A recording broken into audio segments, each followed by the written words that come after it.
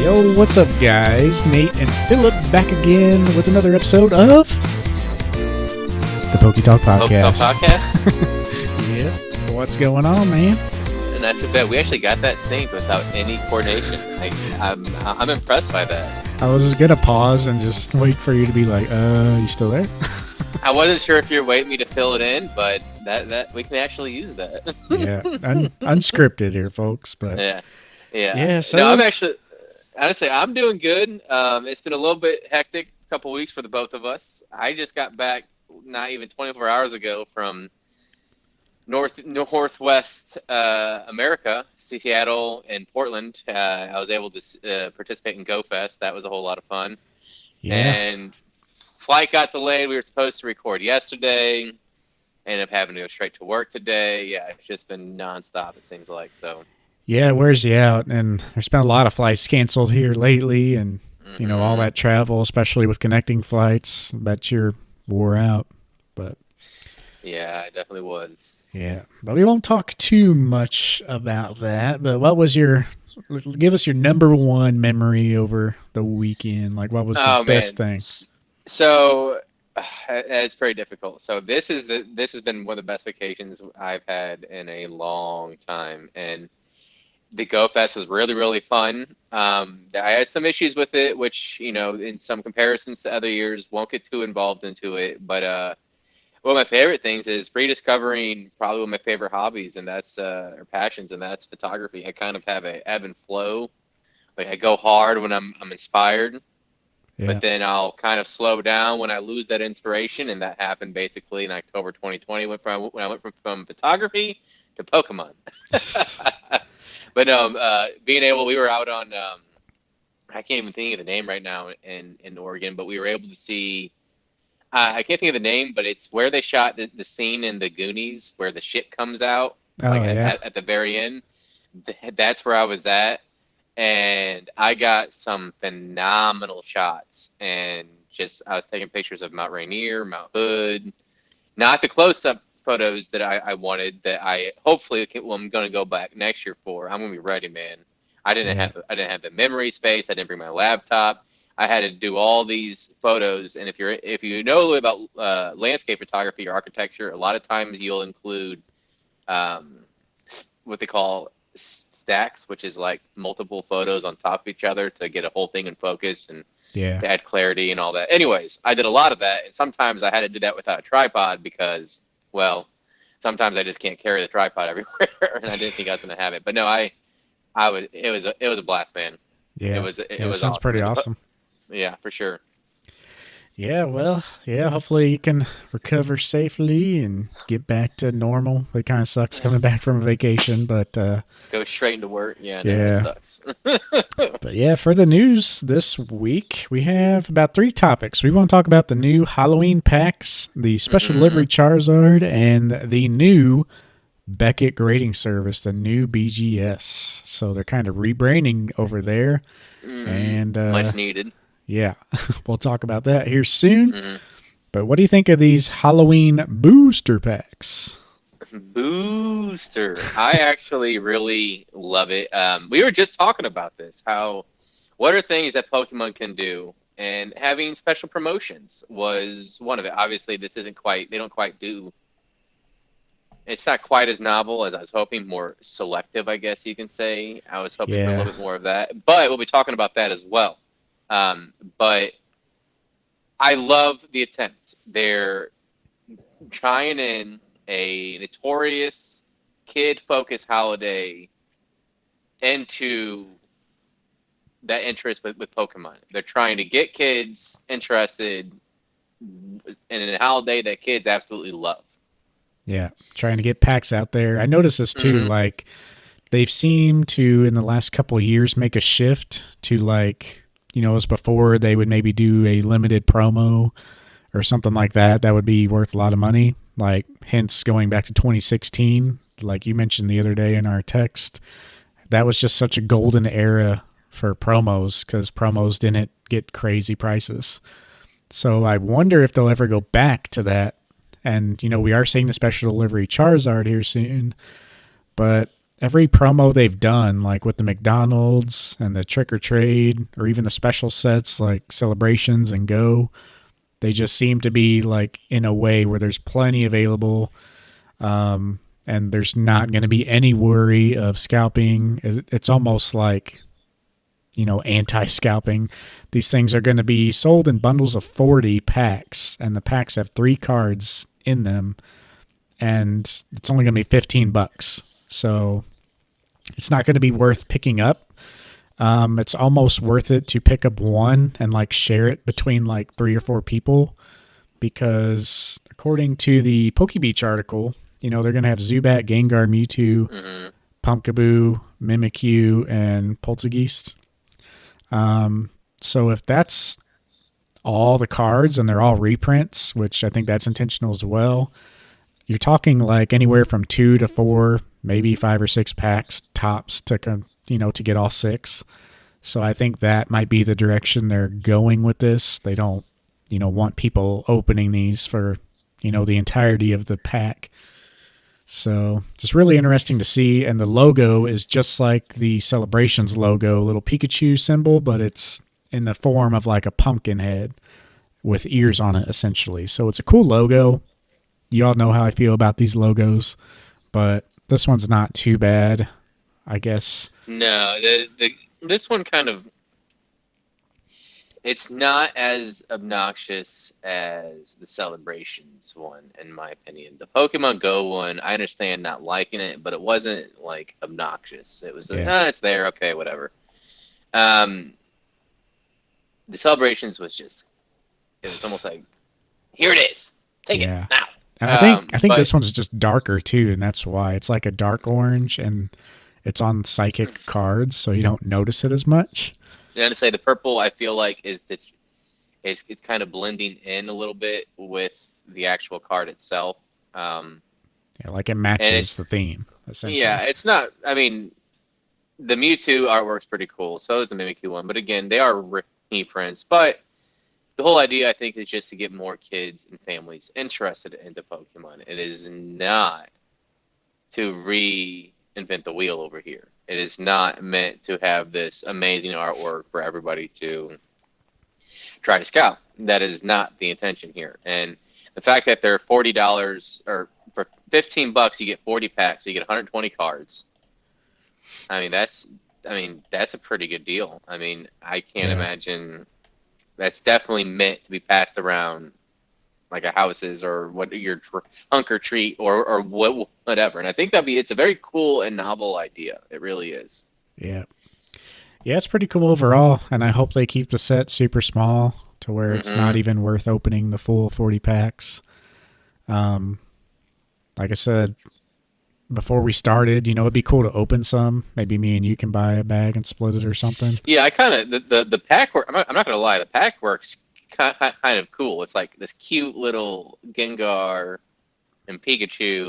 Gengar's cool. trying to, but I think it'd be cool to have a few of those maybe on display just to show off. Not worth much, but you know what? If you enjoy the hobby, it doesn't have to be worth a lot necessarily to appreciate it.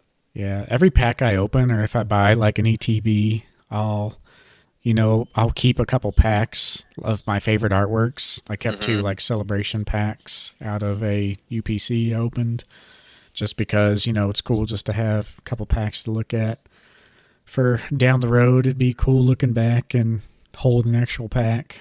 But I'll keep like 2 of these packs, and then I'll open maybe 5 and see what I get.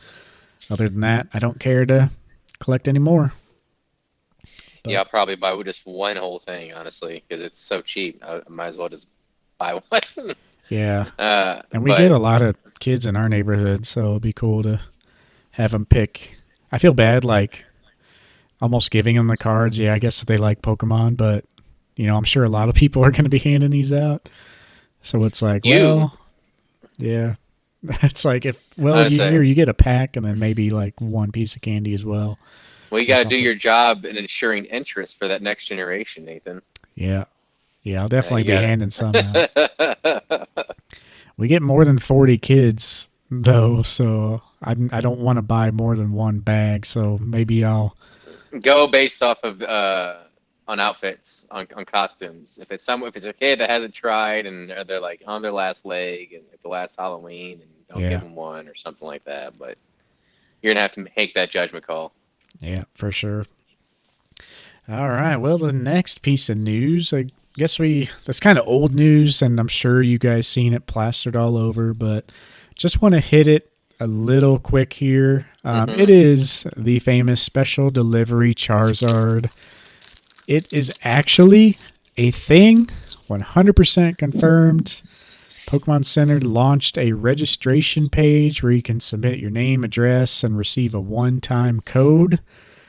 It was not guaranteed that you will receive them. They actually said on the website, like, if you are one of the first to be pulled, you will get a code. So it's almost like a lottery system. You're registering to enter the lottery system. I wouldn't doubt that everyone who entered, like, gets a code Hmm. because it was only open for like 2 days. Granted, there's probably a ton of people who signed up, Hmm. but it seemed like they opened it up for a certain amount and then it closed because it was pretty quick. And we were also kind of thinking, like we were kind of debating through text, and like, is it really gonna be made to demand the way it was worded? And we kind of both kind of, or I shouldn't speak for you, but it's kind of seemed like they didn't use the wording "make to demand" because they don't want to say that, because they're going to filter out fake people, like potential bot accounts and all that, and or people that try to do three or four from the same address, or whatever. So they didn't want to say, "Oh, it's not going to be to demand," but they also kind of had hints where there's a good chance you're going to get this card. It seemed like. And what I feel like is Yeah. going to happen is basically almost, I think every legit person that they filter you through is going to get a code to redeem it. That's my opinion on it. And if you aren't one of those people, too bad. Yeah. I Well, think or you I can think spend so $100 too. regardless Yeah. on like on eBay or whatever. It's like too bad, but I I think this card is going to be more than the Pikachu and Bidoof for sure. And yeah, I think the same thing. I think everyone who was legit who signed up will get a code and then they'll mm-hmm. just print to whatever that is. But yeah, I don't know. I would think they would just print to demand the way they've been doing like um, Pokemon Center drops. They just like open pre-orders or like with the Go set, like you can just pre-order indefinitely and they just keep printing to that demand. So that's what I thought initially, but the wording was weird. It was basically like, you know, if you're one of the first to get pulled, you'll get a code. So it just seemed like everyone who signed up, you just have a chance to get it. But it was only open for like 2 days. So I think they just set it to a set amount and then that was that. But I don't know. We'll see. I, me and the wife got in there to try to get one. Um, Even just doing it with significant other, like I was real paranoid that um, they'd be flagged if it was like from the same address. So we were not at home to begin with, but we were on cellular networks and different email, different address, and so I don't know. I'll let you know what happens, but I know people Yeah, who were just reaching out to everyone in their family, getting that was different me. addresses and stuff. Yeah, But I didn't go as hard as I should have because I was busy with work leading up to the vacation and all that. yeah, But myself and my girlfriend both submitted it. I tried to get at two other people, but I didn't like, hey, stay on top of it and have them do it. But the way I see it is, I'll get two then, and that's solid. I'll probably just hold on to both for the time being, yeah, and when the time is right, sell one or both in like 10, 15 years or whatever. Or I might even buy a third one, when they hit an all-time low. I haven't decided. yeah. What was funny is we were just talking about how in one of our previous episodes, how we were memed hard by the Pokemon company with the special delivery Bidoof. And then sure enough, here's special delivery Charizard. And when I saw it, I was like, nah, Nah, Yeah. that that coincidence is too much. But yeah, sure enough, it was legit. So Yeah, and I mean, even the Poke Beach article, it was revealed 2020 and expected to be released towards the end of 2020. And so pandemic most likely pushed it back. Um, and it is for the Pokemon Center launching in the UK. So kind of like the Pikachu in Canada, this one's for the UK. And so that could have very well had pandemic problems too, because opening a new store in pandemic might not be the best idea. So yeah, it's well, I was gonna pretty. say, I think all three of them won. The Pikachu was America, right? The Bidoof was Canada, and this one's UK. Pikachu was Canada. Bidoof was Was just it? a random lottery, I think. I thought it was North. Well, they were both in North America. I know that for a fact. But I thought Yeah, you might be right. But yeah, I thought they were Canada, or one was North America and one was just Canada, or something like that. yeah. Bidoof was just like a random, I think, lottery promotion that you could get a code for. Because remember, they did like a couple waves. We were waiting for the Charizard to come out, then they revealed the Bidoof, but you could sign up like in three different waves or something. It was something weird like that, but I never got a code. You never got a code. It seemed like, Mm, but it was also during like super hype as well. So just mm. so many people was putting that in, which maybe now it would be less, but given it being the Charizard, it might be the same. So I don't know. We'll see what happens. And it is numbered Sword and Shield 75 still, which we're up to Sword and Shield 250 now for promos. But yeah, the most delayed and anticipated card of all time. And these are the promos that are going to be really good down the line just to hold Mm-hmm. and All have. three of them. Yeah, just a story behind them. Getting a Pikachu and then the hype and then the Bidoof trolling and then the special delivery Charizard finally coming out. Like this story arc of these cards is like just awesome. It's now officially a set. I feel like with three of them, right? Yeah, And pretty I much. feel like now two is just a pair, and you can kind of debate on their connectivity, but three is kind of like a little mini set. And I feel like, as you mentioned, that allure will add to the collectability of all three of these. Yeah, and they're all And labeled special delivery also. I think like the Pikachu is by far the least, and I guess it will be the least for the foreseeable future. Um, and I find that kind of odd, honestly, that the Pikachu is so much further than the special delivery Bidoof. But hey, I guess there's technically less one of the special delivery Bidoof. That's probably why. But um, Yeah. yeah, no, I'm gonna have to buy the special delivery Bidoof at some point to have all of them. Yeah, I know I'm going to want one. I've been kind of watching the Badoo for the last 6 months because it's hmm getting to the point now where it's like, okay, you know, I think we're at an all time low. Time to start picking up some of these cards. But yeah, definitely now with the Charizard, usually like when buying these promos, I usually just buy one to keep. But I bought two this time because kind of the Bidoof, I could sell one and then buy the Bidoof. But also because the way these cards are shipped, they're just in a little plastic sleeve like normal promos and they're just kind of thrown in the box. So that was the case with the Pikachu. It was just in the box. Thankfully, I ordered like a t-shirt, so it gave me some protection, but yeah, they just throw these cards loose in the box and it's just prone to damage doing that. But yeah, we'll see what happens. It's going to be a crazy card for sure. hmm But let's talk about new Beckett.com. And by the way, guys, all these links, there's going to be lots of links for this episode because, we're doing the top 5 favorite Pokemon cards of all time. If you didn't tell by the title, all the links are going to be down in the description for all these news articles and every single card we mentioned. So check that out. But yeah, newbeckett.com. Beckett is I am excited for this. yeah, stepping up their game. Yes. I think it's been a long time coming. They were clearly, at least within the Pokemon community, it felt like they were being left in the dust. And I think this is kind of starting to set them up on that same level again. It's starting to, I like it makes me want to actually submit to BGS. Yeah. And It seems like it's much more simple. One of the most difficult things with BGS is it was stuck straight in the 90s.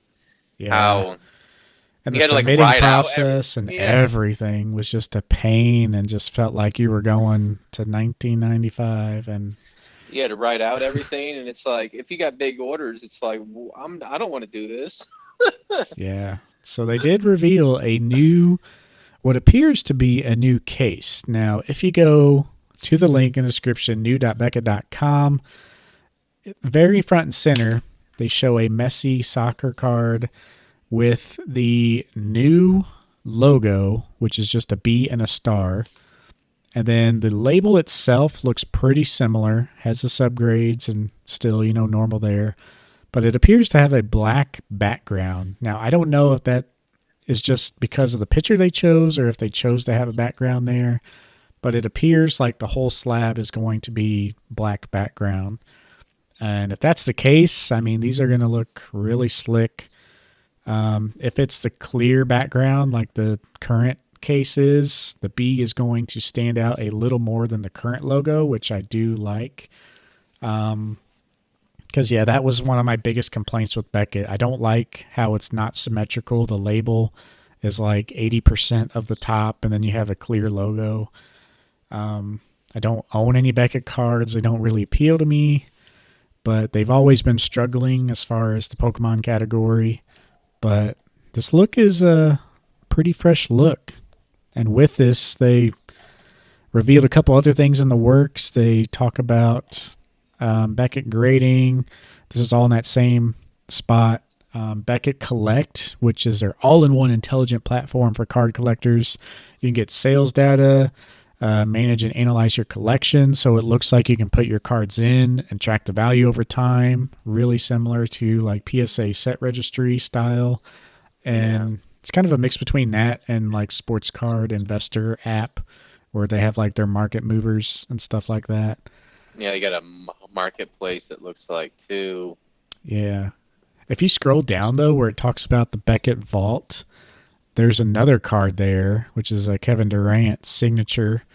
Um, they show a new label there on a Mint 9, so like a silver label, and it looks like the B and the star is clear, but I don't know. It's hard to tell because the background of the website is also black. But yeah, I don't know. It'll be interesting to see. Think it's a definite much needed improvement on their website if that's like all you go off of and the label's okay. But yeah, it looks like you're going to be able to submit and do all kinds of stuff. Check out Pop Report. They just I advanced 20 years essentially. I find this app that they have to be very intriguing. This there's a site called PokeData that's kind of similar, but it pulls from eBay sales, so it's not perfect. But it's one of Yeah. the best things that we have as Pokemon collectors out there. Um, and this one, I am going to. Here, I haven't gone through the preview or anything like that. This just went live like yesterday as I was coming in on the plane, or at least I just heard about it yesterday, and I haven't really had a full opportunity to like full on look through everything. Yeah. But There's a couple good tools out there, but I feel like a lot of them are eBay sales and they're all kind of hit and miss. see, this one's all black too. If you click on the Welcome to Beckett Collect data, I think the new slab is supposed to be black. I don't think this card is all black. This Giannis Yeah. rookie card, I don't think that card. I think that card is in the center. I think everything you're seeing is supposed to be all black. If that's the case, that aesthetic could carry it. It'd immediately be the best appealing over any of the big ones or over any of the big grading companies, in my opinion. Yeah, and there's a couple other grading services that have like a black background. I think it's SGC maybe. Yep, SGC, which is I think I don't know what it's. I don't, their thing's kind of weird though because they got like all this like styrofoam or whatever looking, or like this foam, if I'm not mistaken, Yeah. and their slabs, and it looks like what was considered professional in like the 1980s. Yeah, Well, I'm not that's saying. kind of what I think like the BGS will be though. I think it's going to be some like microfoam or something like that. But I know it's hard to tell with their website because it very well could be black, it very well could be clear, and we're just seeing like the black background of the website. But I don't know, they're just not really clear with that for some reason. They just kind of throw a picture up there and don't really explain like the new label. Yeah, It's that part wasn't done very well. They should have had a video or posted like a little promotional video in addition with whomever it is handling these new slabs to get an idea. It would help build more hype. I think it was a really that unless they come out with something else or we're missing something. I feel like that's a missed opportunity to try to build hype yeah, they from the announced their PR new team. But website, but yeah, it just shows a couple stock images of like a new slab, and that's about it. But yeah, I mean, there's not much else on it though. But gonna be cool to see. I'd like to see an old versus a new, but let me look at their Instagram real quick. I want to see if they put anything on there. see, it looks clear. Like I think you said this earlier, but like there's like the Kevin Durant one looks clear, doesn't it? Or like a it's a or like a black foam, and then it looks like a plastic case. I don't know. Maybe it's Yeah, a thinner plastic, and I don't know. It still looks like it could be good, but it still looks kind of bulky though. yeah, and see, like on their Instagram, they don't have anything either. But apparently, they close for an entire week for the National Card Show, which is happening right now. So that might be why they haven't posted stuff on there. Looks like there's like a promotional video and stuff for their new logo, and their new logo is here and there.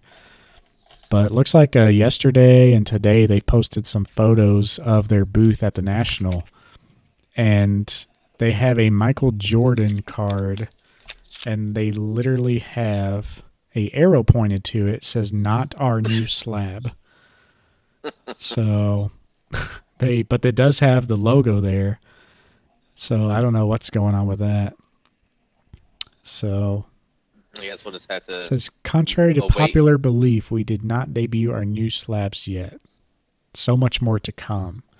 So, according to that, it's like the stuff they showed isn't even what the new label's going to be. So, To be determined.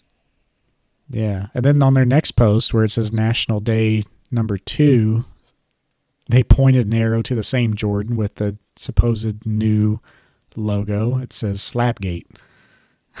So, it's like they're playing off this thing that people think that's the new slab, but they're kind of playing it like it's not. So I don't know what's going on. I'll have these Instagram posts in the description as well. Debunk them if you will, but it's literally what's on their website, and they're acting like it's not their new slab and calling it Slabgate, like people are wondering what's going on.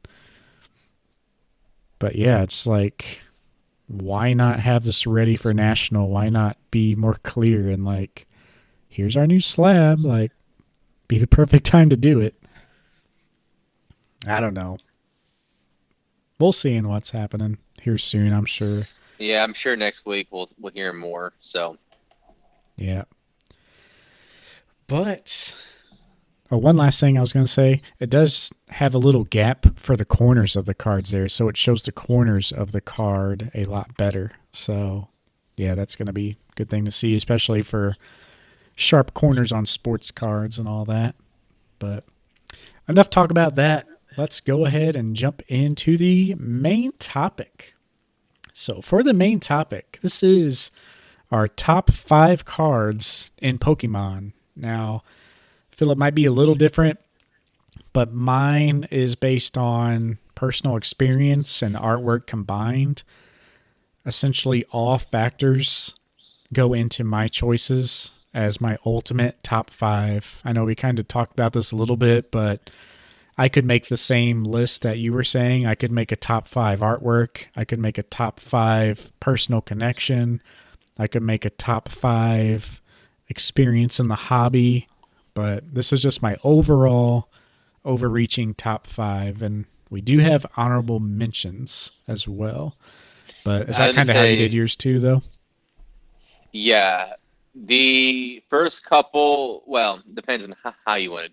It's debatable, right? Because art is so subjective. Yeah. But usually they're going to go hand in hand. And my top five all just so happen, in my opinion, to all have exceptional artwork.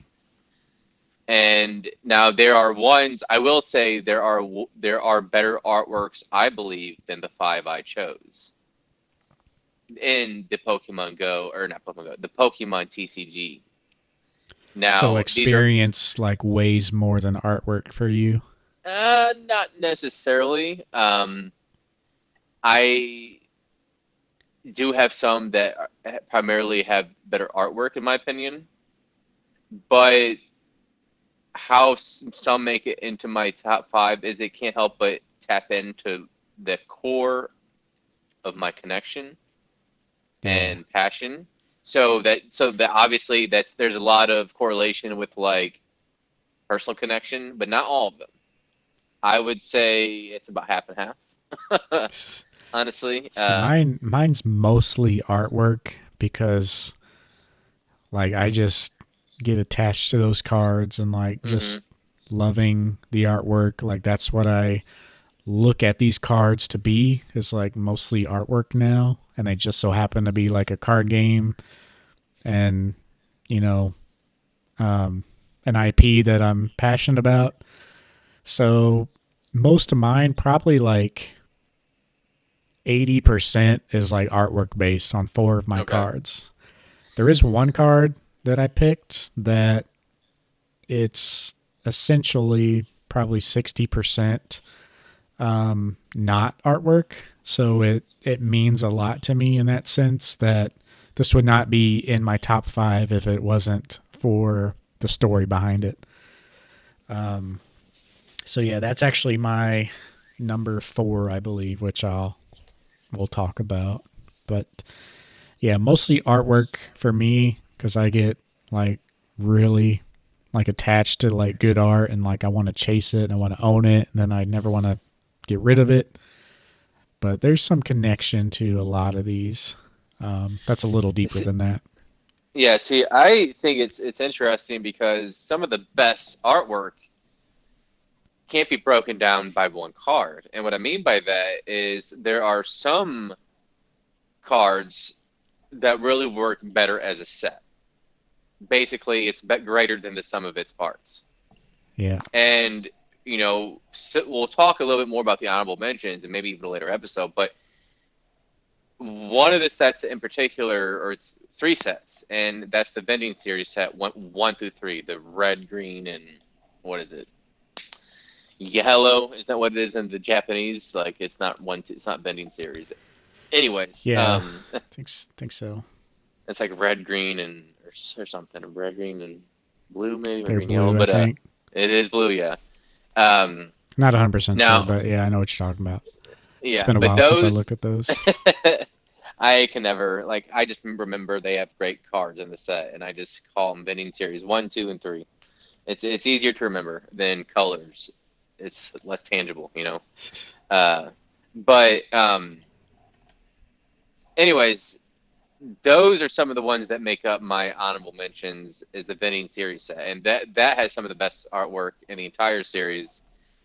But I guess you can say there is a lot more personal attachment to mine because I was looking through a few of them, like for top artworks or great artworks, and it was just like encountering one amazing artwork after another. And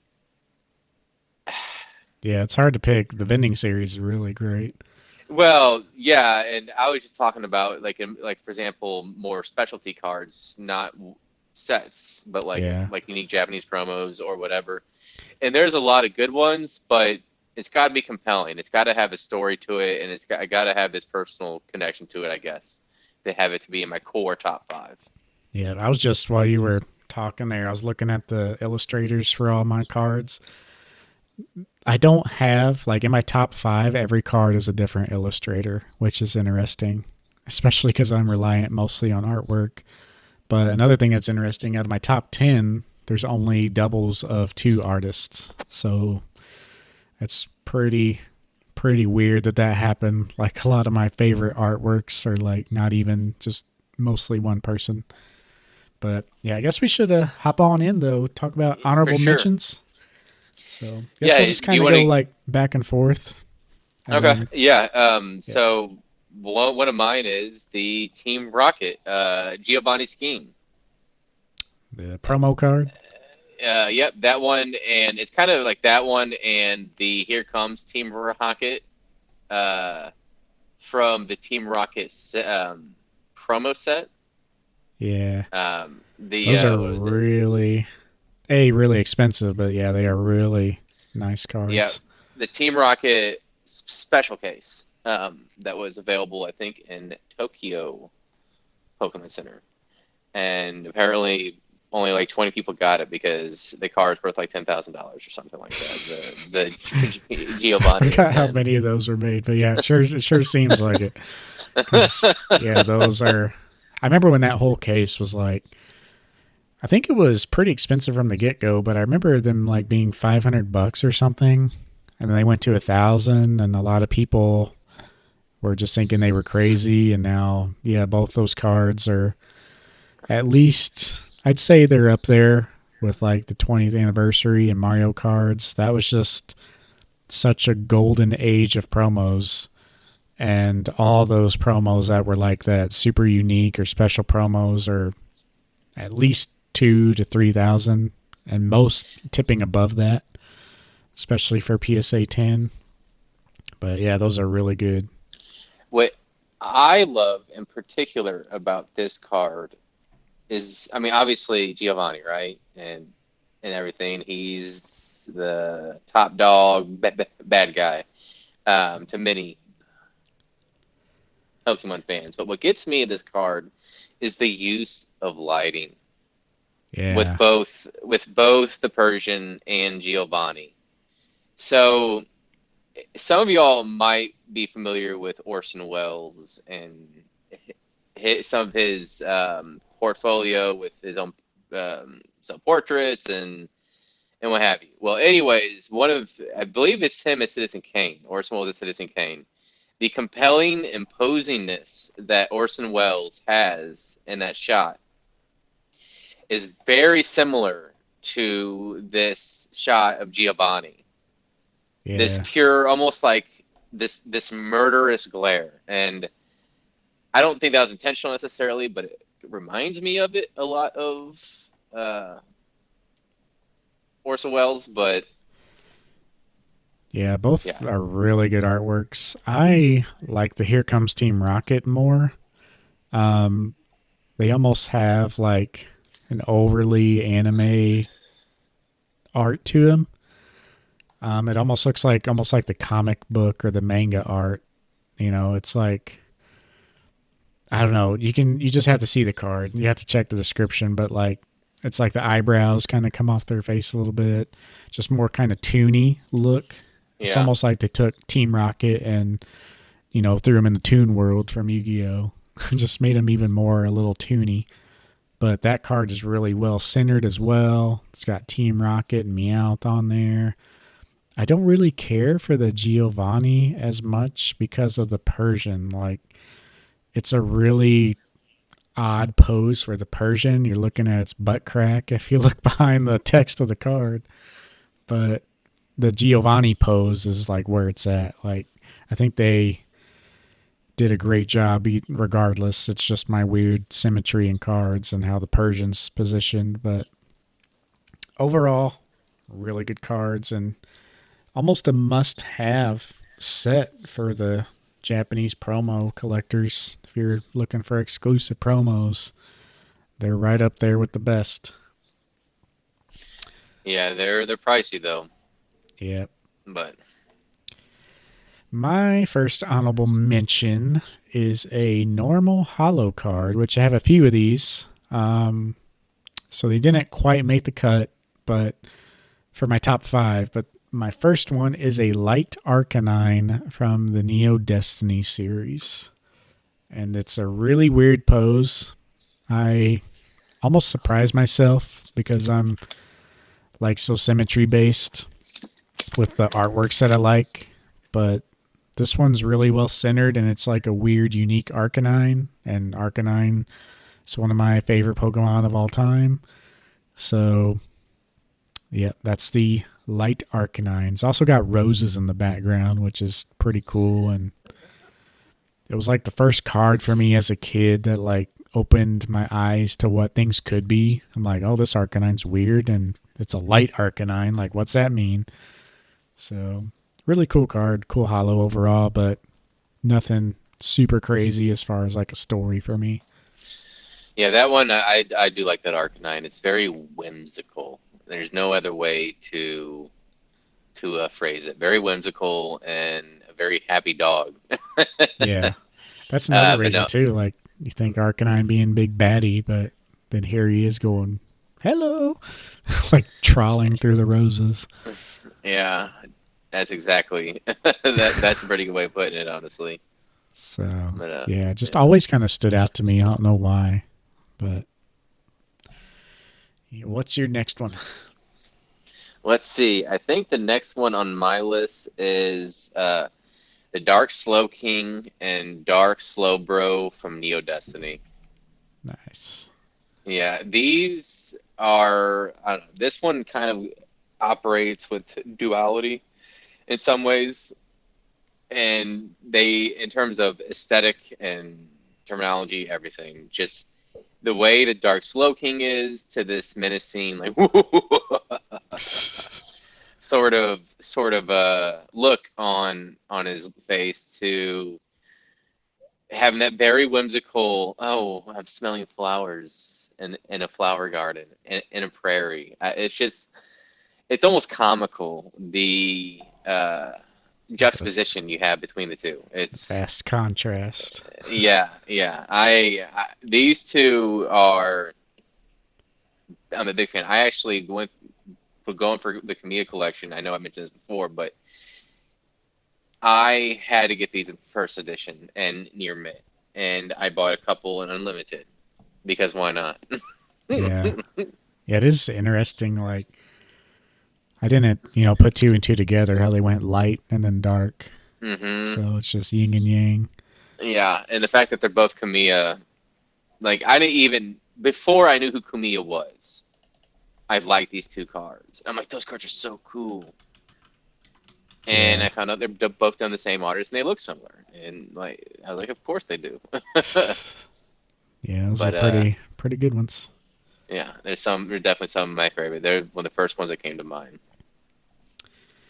My next one is a Ninetales, normal hollow, but it is a Delta species from Dragon Frontiers, EX Dragon Frontiers. So old Hmm. school EX set. They had this thing called Delta species where they had like a little symbol and the Pokemon was like a different type than it usually is.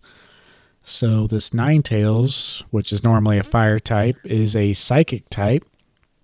And the hollow is really cool. The Japanese version, has the shiny hollow and borders, but the artwork on this card is why I love this card so much. The pose and the art style of the Ninetales, like that is my favorite art style of all time when they can do stuff like that. Um, I don't know. It's just hard to explain. It's just got a nice jumping pose, and it's out in like a field, and it's got the moon in the background. It reminds you a lot of like the Neo Umbreon, where it's like staring off at the moon. But I don't know. Just something about this artwork. It's just really awesome. If this was like a level X, where like the top of Ninetales like fur was up off the border and his tail was up off the lower border, like this would be like an insane card. But yeah, just strictly artwork for me on that one. Just has always been like the Light Arcanine, just something that's always stood out to me as one of my favorite cards, and for no other reason than the artwork. For sure. It's that one is a pretty good one. I remember it was brought up in one of the previous episodes as well. Yeah, yeah, just always love that one for some reason. Yeah, and let's see. I was just gonna say my next two really quick, Yeah, uh, but because I kind of talked about both. So one is the vending series set three, with the Mewtwo, with the yeah. one where it has like it looks like it's from the sprite as the Game Boy, and it has like these menacing clouds, like from He's Dragon like Ball looking Z. back or something like that. Yeah, it's got yeah, it's kind of turned a little bit, and now the thing won't load. But so I can. Yeah, But I know yeah, what but you're talking about though. It's a yeah, nice one. I don't need to see more details. But yeah, and another one was the Altar Umbreon VMAX. But just also wanted to say with the vending machine or the vending series set was every single card, Benny 123 is a banger. Every single artwork. It can be anything you can think or any of the species. Was it Caterpie's in there? And Yeah, you don't know how that heck can look cool, but it does. And yeah, it's like all the three sets. it's like the vending series was where all the artists went to draw what they really wanted. Hmm. Like whereas like the main sets, Pokemon wanted to make a name for themselves and they're like maybe stricter. But you look at those vending series and it's like, oh, this is like the cool stuff. This is what I don't know. It's just like a place where the artist went. It's like, oh, you can do whatever you want over here, and then the creativity just really is all over the place, and every card is nice and unique and interesting. It's just a really awesome set as a whole. Vending series one, two, three, love it. They weren't marketing like they were. They weren't trying to reach certain, profit points, I'm sure. And, like our groups suggest that you make it look a little less mean. Yeah, You know, that I'm sure those PR groups, and they're the top of the company. I'm sure that talk goes on with yeah. their artists. I can only imagine what some of the conversations is like with these artists. Honestly, like we want so and so trolleying through the forest, and you're like, really? And it's like a Dragonite or something. It's something stupid or not stupid, but something to do where they don't want to do it, and it makes it look less artistically inclined because of it. Yeah, or even if they don't, I mean, the artists at this point know like what will make a set or not. So like Pokemon has their standards or like their limitations. You can't get too crazy with stuff. Hmm. But yeah, vending machine series. Those came in like a little sheet on the vending machines in Japan, like 4 cards each, and they're really like intricate to like pop off the sheet, and a lot of them don't grade super well. But yeah, I have a Japanese binder, and all three of those sets fill that binder. It's just such an Hmm. amazing set to have as a binder collection or graded stuff. Yeah, I still haven't actually bought any of the vending series, mainly because there was always something else that came up, and it's really low in my priority list, honestly. Even though it's some of the best sets, but it's also one of the cheapest. Yeah. Yeah, it's not super expensive. And you can fairly easily find complete sets here and there. Hmm. Um, you might pay a little more. That would be a thing with the vending machine sets and the VS series that I would honestly recommend that maybe I win it elsewhere. Like if you can find those sets complete, it's almost worth spending a little extra money because you're going to be paying up if you buy singles there. It's kind of those things where like the set as a whole may bring a premium, but piecing out card by card, especially if you want mint, you're going to end up paying more. It's just weird how it works out with those sets. And the vending, or not the vending, but the VS series for me was even harder with the singles. So if you are collecting them, you got to look out for that stuff. But I would highly recommend everyone check them out. Like you said, every artwork is a banger for sure. My next one is a Deoxys card. It is the Movie Commemoration VS Pack Sky Splitting Deoxys, also might be known as the Space Fissure Deoxys. Can't talk tonight. It is the only lenticular card that Pokemon has ever released, and it became in a little movie pack for the movie commemoration. It had like a half deck and some battle counters and poison and burn counters and stuff like that. But the card has a lenticular image. So if you guys don't know what that is, when you turn the card, it actually changes appearance, like a lot of those coins from the 90s and stuff like that. As you rotate the card, it switches the forms of Deoxys, and the whole text, the illustration, and everything changes. The whole card is lenticular. And PSA does grade them, and they go for quite a premium and a 9 or a 10. But you can pick this card up loose for under $100, I think. Yeah, I was just And looking at that. it's There's one as little as 100, but the near, well, this one looks a little bit more like $300, but it's still lightly played in near mint. yeah. I was seeing But yeah, some of them like super cheap, which I wasn't really looking into them. I'm sure they were damaged, but some of them like $50 or so. I'm sure But those are chewed by a dog. I'm sure. yeah, but it's a really cool card. It's just one of those cards that's like a one off, and I'm surprised it's not as popular in a way. But then again, it's Gen 3, kind of like Lost Era, released Mm-hmm. in 2004.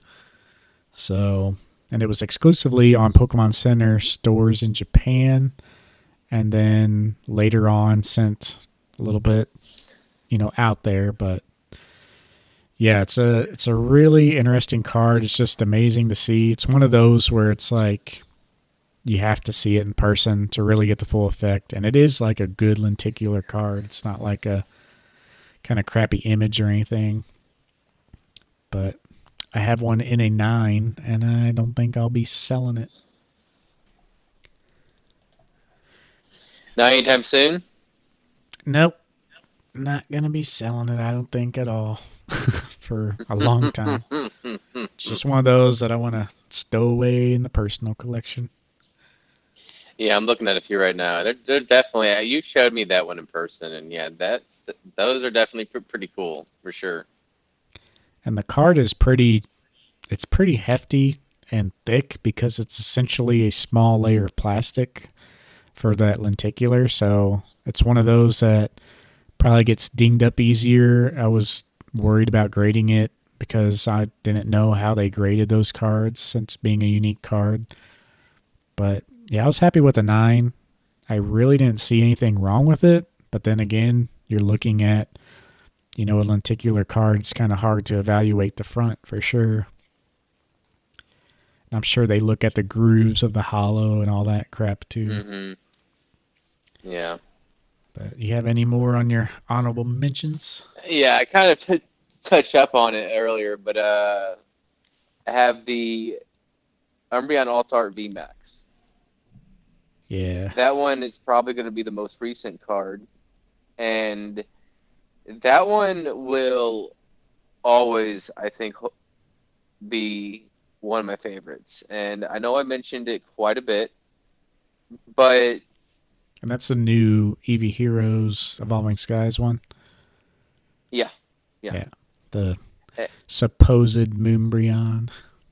Yeah, and I like that one too because it does kind of remind me of the Starry Night, and I don't know, like I've always loved the Starry Night as well. My brother actually loves it even more. He's got it tattooed on his arm, and I guess it's just something in the actual painting itself. But anyways, I've always had kind of a sense of nostalgia almost with that painting. It's just ever since I first saw it, I've always liked it, and it's one of the earliest paintings I could actually remember seeing. And I think that's why immediately, like, I was so overwhelmed when I first saw the All-Star Umbreon. And the moment I first saw this, I remember like kind of like getting hyped, and I said to you, I was like, dude, this is like the best art of all time. A little presumptuous, but I was hyped. I was excited for it. It was one of the first alt arts we saw of this new era, and it was amazing. And it's still amazing. It will always be amazing. Yeah, and a lot of And people think so because it's the most expensive card. yeah, I that's one where the artwork will work for itself. That is one of the best artworks of all time, and one of the best modern artworks, especially one of the best modern set artworks. Not a promo, a set. yeah, I will say, we don't have to talk about Eevee Heroes or Evolving Skies again, but yeah, like you said, Eevee Heroes best modern set of all time, and that's the best card that everyone wants in it. And yeah, even I don't really like the artwork from like a symmetry standpoint, but like I appreciate it. Like that would be a card that I still want in my collection just from its importance and its artistic value. I generally don't like any VMAX card though because I don't like giant abnormally sized Pokemon. So I think that is what carries over for me. But just looking at the art itself, it's a pretty good one. Hmm. I like the Vaporeon. I like the normal Vs in general, but especially the Vaporeon V alt art in that set. That's my favorite card. Is that the one where he's like in the cave, kind of like underwater? Yeah, I have to look at it again. I can't remember if he's I in say a I cave pulled or that just one. Yeah. underneath. I say that's when I opened the EV Heroes. That was one of the few ones I actually pulled, and yeah, that one's pretty good too. Yeah, I guess it is like a cave. It's like just looking underwater, like he's in a Mm. little pool. But yeah, it's just that's my favorite card from the set. I used to like Espeon with the books flying around, but I think the Vaporeon V is the only card that is like a must have as far as the artwork for me in that set. Yeah. I almost, which I collect everything past 2020, mostly CGC, unless it's like a really big card.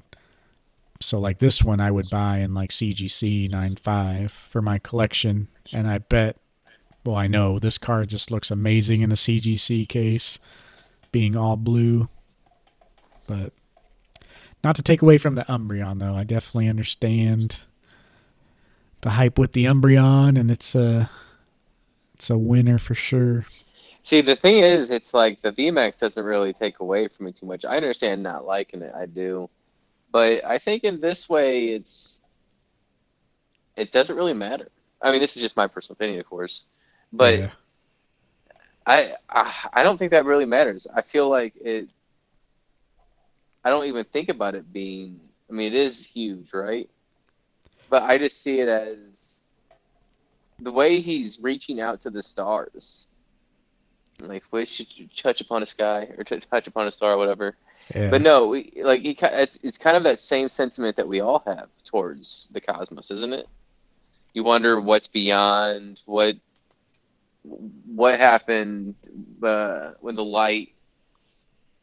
when this light was originated from the star, and yeah, just thinking about how all that came to be. I think that's something that we all kind of think about, and seeing this Umbreon do that, it feels relatable. You wish for more. I don't know. yeah. It is pretty solid. as far as But that yeah. aspect. Yeah, my next one. Let's see. I need to close out some of these tabs I got going on here. My next one. Funny that you mention your card, but this is the one and only true Moonbryon from Neo Discovery. Yeah, I knew which one it was when he said that. This, my friends, is the OG Moonbryon, the one true Moonbryon to rule them all. This Yeah. artwork has always been just one of my favorite of all time. And I almost kind of hate that I like it because so many people, Umbreon is their favorite just because, I hate to be a bandwagon person, but this card, I mean, this is the best evolution card of all time for me. The artwork, he's standing, like, got a moonlit background, a menacing look. You can't quite see him fully. It's essentially like the VMAX card. It just captures Umbreon in the moon and the moonlight perfectly.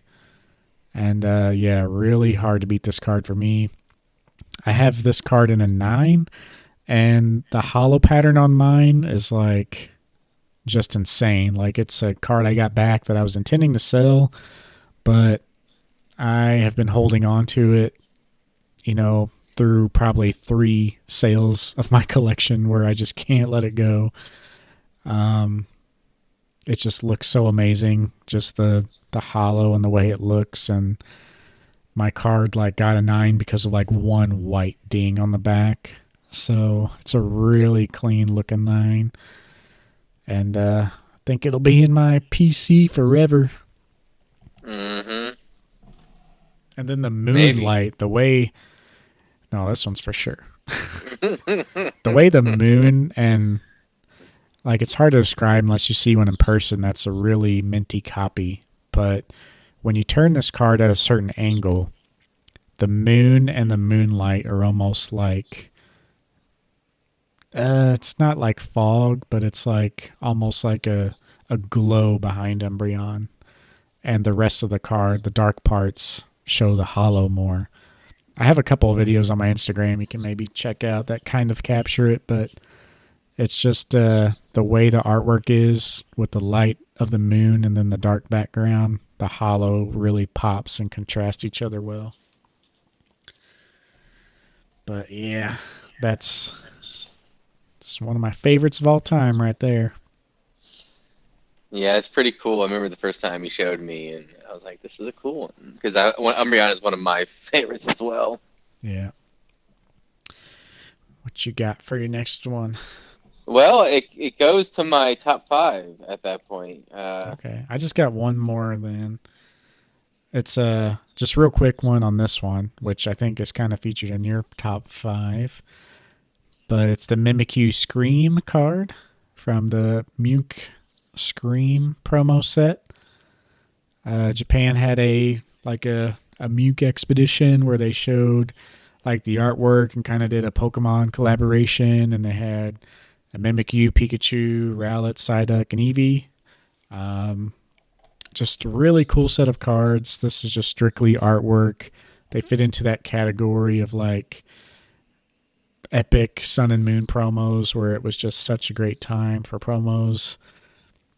And the Mimikyu is the most rare of the set because you actually had to purchase one of the books from the store inside the exhibit. So I think you got the other 3, the Psyduck, Eevee, and Rowlet for like purchasing packs in the Pokemon Center. But the Mimikyu and Pikachu were a little different. The Pikachu was more widely available. Like, I think you got it when you went to the event and then something else. But the Mimikyu, you actually had to go to the event and like purchase something in the store to get. So that's why it's the most expensive. One of my favorite Pokemon is Mimikyu. And this was really hard to keep out of my top 5. But I know you got one of those in your top 5, which I'm sure you'll elaborate on here soon. Well, I figure we might as well just go straight into that, right? Yeah, Time for a top five. So I could have included more. There's definitely more cards I could have included on my borderline. Um, but didn't want to have almost another episode of just borderline Yeah. cards. So I kind of try to make it as quick as possible. But this number five is the Psyduck from the before mentioned Scream cards or the Scream event. Yeah. And this is a Kamiya, and this is probably the best artwork, in my opinion, of all the Munch promos. Oh, yeah. I just said that. Your Mimic, you can eat it. It is a good one. Like, I like it more than the Eevee and Rowlet and maybe Pikachu. Yeah, I like it because you got Gengar, and I don't know who else that's supposed to be in the background. Is that I maybe think Haunter's there, and then there's our a. Haunter? And yeah, it's a. I think like the bottom left, which I saw people talking about this on E4 the other day. I think it's the gas of Ghastly in the bottom left. It almost looks like it's Pikachu, but like, cause like, I don't know. Yeah, it's weird. And then the bottom right is a good. Sableye, I think, crawling up the side of See, the little post there. I don't know about that one. Like the bottom left-hand corner, you can't really make anything out of it. No, the bottom left, I think, is what's the gas of the Ghastly. And then the right, I think most people think it's the Sableye. Underneath the Haunter? Underneath the Haunter, that's Gengar. And the Scream? Yeah. Are we looking at the same one? That's a Haunter. There's Haunter, and then there's Gengar behind the Psyduck. See, no, okay, this is where the communication ended up. I don't think that's Gengar. It's definitely not Gengar. Oh, that's Gengar, man. No, it's not. It's supposed to look like it, but in what world is Gengar that small? Well, Haunter looks like he's closer than Gengar. No, Haunter looks like he's further, doesn't it? No, he's behind whatever this. See, I would have to debate. At first glance, the first thing you think of is Gengar when you see this. But here's the thing. That's too small to be Gengar. Any Gengar I've ever encountered. And it has other features which make me doubt that it is a Gengar. Mainly the fact that it looks like it's a small round thing. And it definitely looks like... round too, though. And you can see his small tail and then like the little fluff on his forehead. Could just as easily be Hoo-Hoo or Gengar. Or not Gengar, but come on Pikachu. Now. You're getting crazy now. No, I'm being serious. It's definitely not Gengar. I know what it's supposed to look like, but I don't interpret that as Gengar. Yeah. See, how many...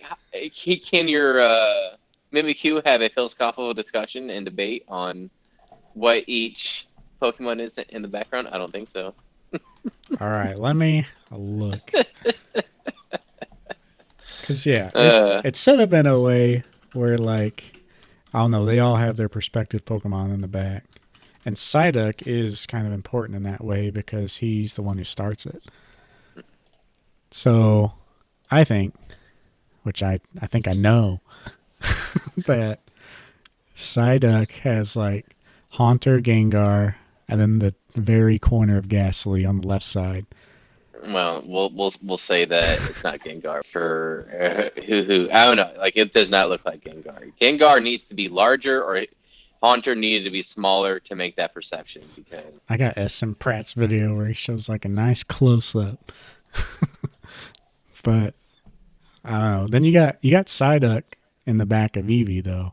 The Pikachu's behind Mimikyu, for sure. Yeah, you see the Psyduck and Eevee. But like Mimikyu's behind Rowlet, Pikachu's behind Mimikyu, Eevee's behind Pikachu, Psyduck's behind Eevee. But then Psyduck kind of starts, like he's the only one who doesn't have one of the others behind him, but he's got all the ghost types. So he's the one who like started the Scream, in my opinion, with Gengar. No.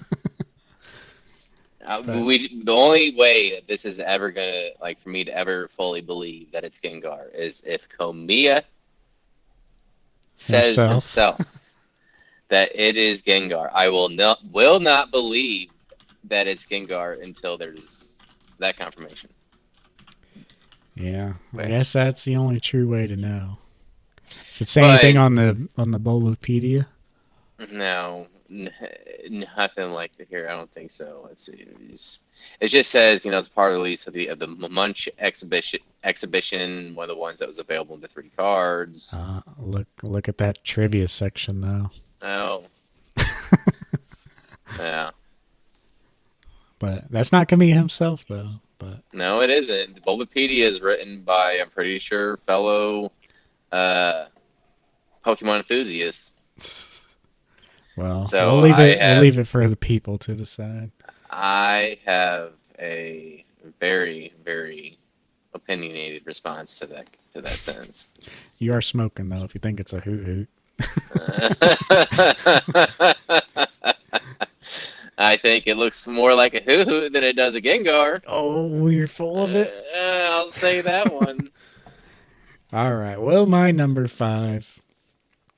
That link will be in the description if you want to check it out for yourself, y'all. But my number Well, 5. I was What's just up? gonna say, I just want to say real fast. We got kind of on a tangent.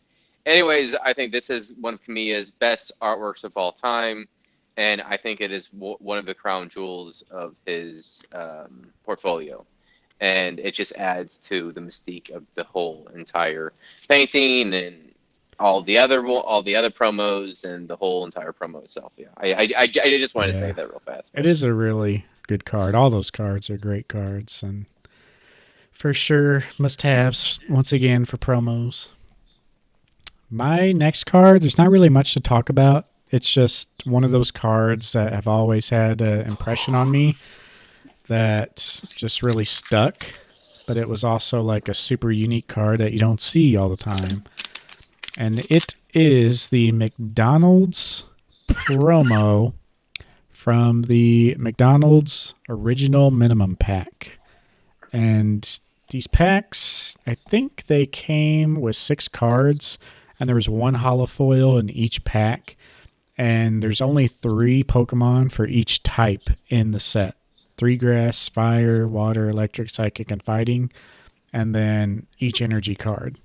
So there's only 18 cards in the set plus the energies, and only 1 card, I believe, could be holo from each type. The water type just happened to be Squirtle, and Squirtle being one of my favorite starters, just automatically pulled me to this card. I will say quickly, this is one of those sets where Bulbasaur got the shaft. Chikorita is the holo for the grass type. Charmander is the holo for the fire. Squirtle's the holo for water. Pikachu's the holo for electric. So Bulbasaur, this was in his early days where he was bullied quite extensively, and he was not picked for the McDonald's holo. But he does have some cool artwork. His vines actually make the McDonald's arch, and it's even yellow. But the Squirtle's where it's at. It is my top 5 favorite card of all time. It's got Squirtle. He's surrounded by bubbles.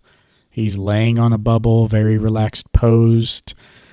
Posed with his elbows relaxed, resting his head on his hands.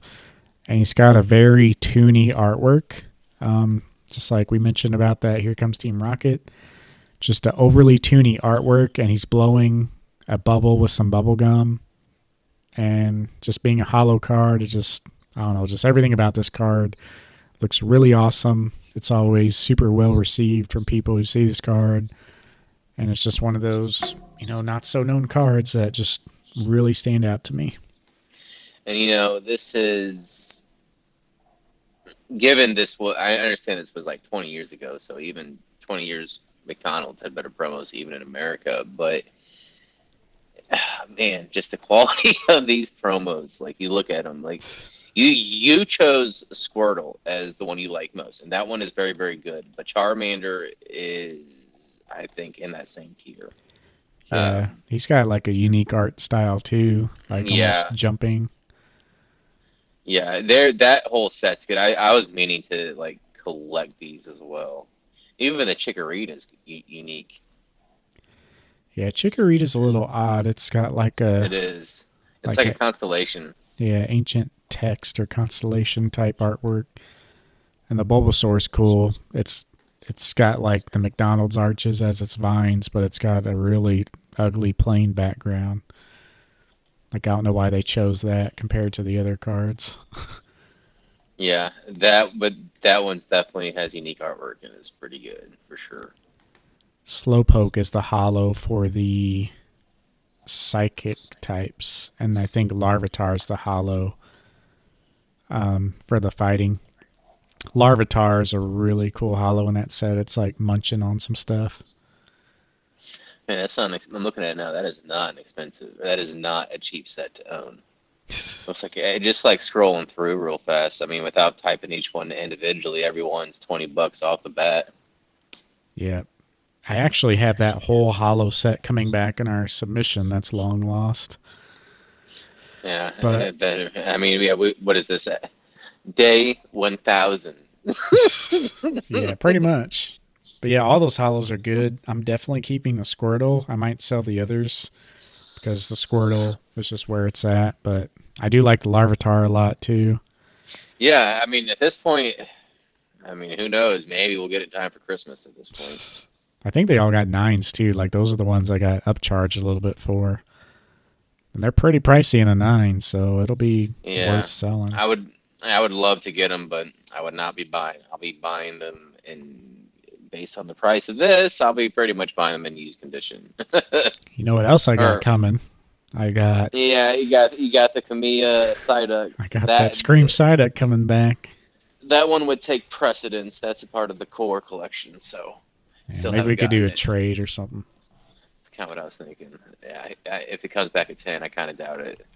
But just because not anything against your card, of course, but Yeah. the centering's really hard on those. And looking on eBay, scouring on eBay, it's difficult to call your shot. Yeah. It really is. It's tough. But Well, what you got next? all right, I forgot it was on me next. 1 second. Okay, so the next one I have is I mentioned this before. In fact, went into very vivid detail, and that is the 2009 design contest from the Arceus movie. And in particular, there's two of them. I couldn't really decide which one, so went ahead and included them both. Okay. And that is the quote unquote surfing Arceus and the battle Arceus, which would be the elementary school third and fourth grade drawing contestants. And I mean, those two are by far the best. It's been, Arceus is one of my favorite. And what I like about these is the fact that it was just kids drawing because they love Pokemon, and they had the chance to do so. And I Yeah. think there's something about that. It's that it's almost like this this almost innocence that we loved about Pokemon. How we didn't have these any other cares, and It's not like perfect just, artwork, but it's like super unique and like true to the yeah, hobby. yeah. And I included these because they're kind of like the holy grails of cards, of my favorite personal cards that if I could own, I would. What's the other one aside from the surfing one you said? It was basically it's the one that looks like it's lightning bolts with Palkia and Dialga and Giratina. Oh, I gotcha. Yeah, I'm that's trying to pretty get a cool. close With up. like the black I'm trying. background. Yep. Trying to get one with the close up, and I'm not seeing it. I was hoping. Yeah. Yeah, those But are all real unique and really cool. yeah, you got the Manaphy and Pikachu surfing with the Arceus in the background. Arceus is on a surfboard. Come on, top tier artwork for sure. It's also And then like the flame Arceus, like the fire Arceus, and then the board's hmm on fire. And then with the other one, it's like this Clash of Titans where it's like Arceus versus Dialga, Yeah. Giratina, Palkia. It's just all three of those, or all three of those included, and the artwork just really top it off. And like these two, yeah, these Yeah. are honestly some of the best raw artworks in the TCG, in my opinion. They probably don't get the same love as other. They don't get the same popularity, but it's up there for sure. Yeah. I don't have too much to say on those, but yeah, all those design contests just really hit out of the park. Just all those. I mean, there's like Art Academy design, Those Art illustration Academy ones are contests. ridiculous. Yeah, there's just so many good. All the contests where it's like user submitted. I mean, there's definitely quality all around. But yeah, let's What about see your what's next one? next on my list. So this is the card I was talking about that it would not be on my top 5 without the story. Because a lot of people see it as an expensive card. Yeah, it is, but I picked this up for $20. It is the Mewtwo Gold Star. And yeah, you get why me picking it up for $20 might be part of the story, but not really. I bought this card. Actually, I traded for this card, so I say $20, but it was like $20 in Magic cards.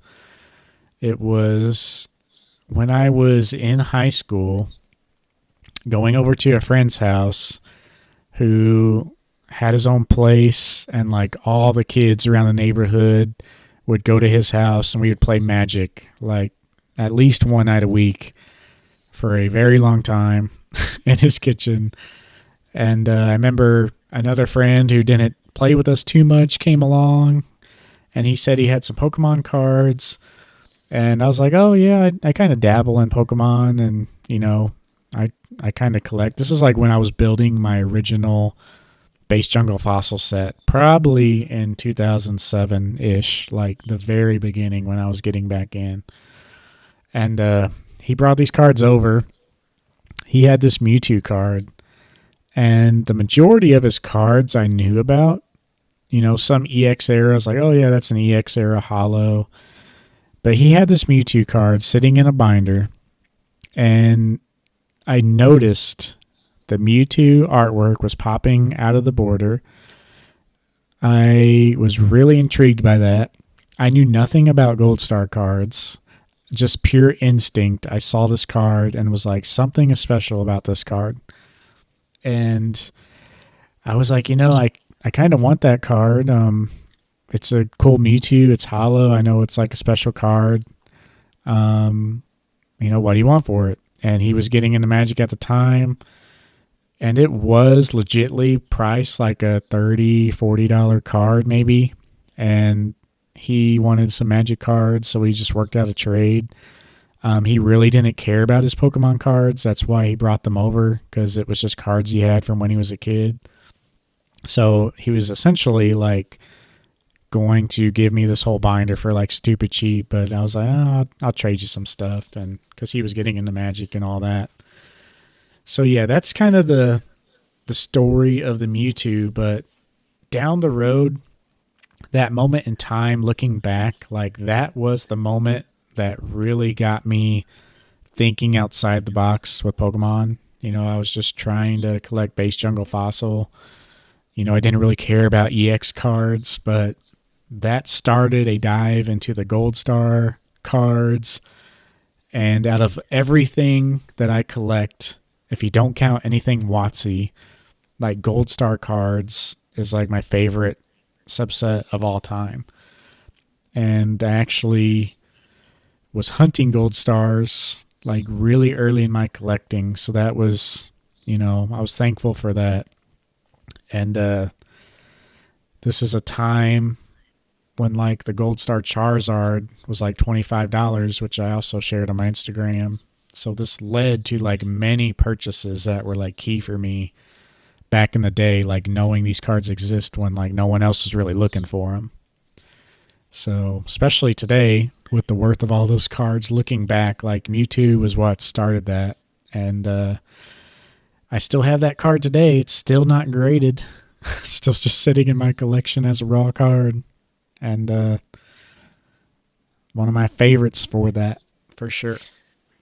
Nice. I don't think you've ever mentioned that story. At least with this, I think you said that one time was a special story, but I don't know if you ever went into that detail. But yeah, Yeah, I don't think I shared that one. It's just one of those, like, I have so many other stories, but like that one, like, since we were looking into this, I was wanting to pick a gold star because I love the gold stars so much. And the Charizard is actually one of my favorite artworks of all time, but I hate that I like a Charizard that much because, like I said, I hate being on the bandwagon. But I ended up going with Mewtwo just for the story, and it is a cool artwork. Like, I do like the artwork a lot, but that one is mostly about the story and the impact it's had on me.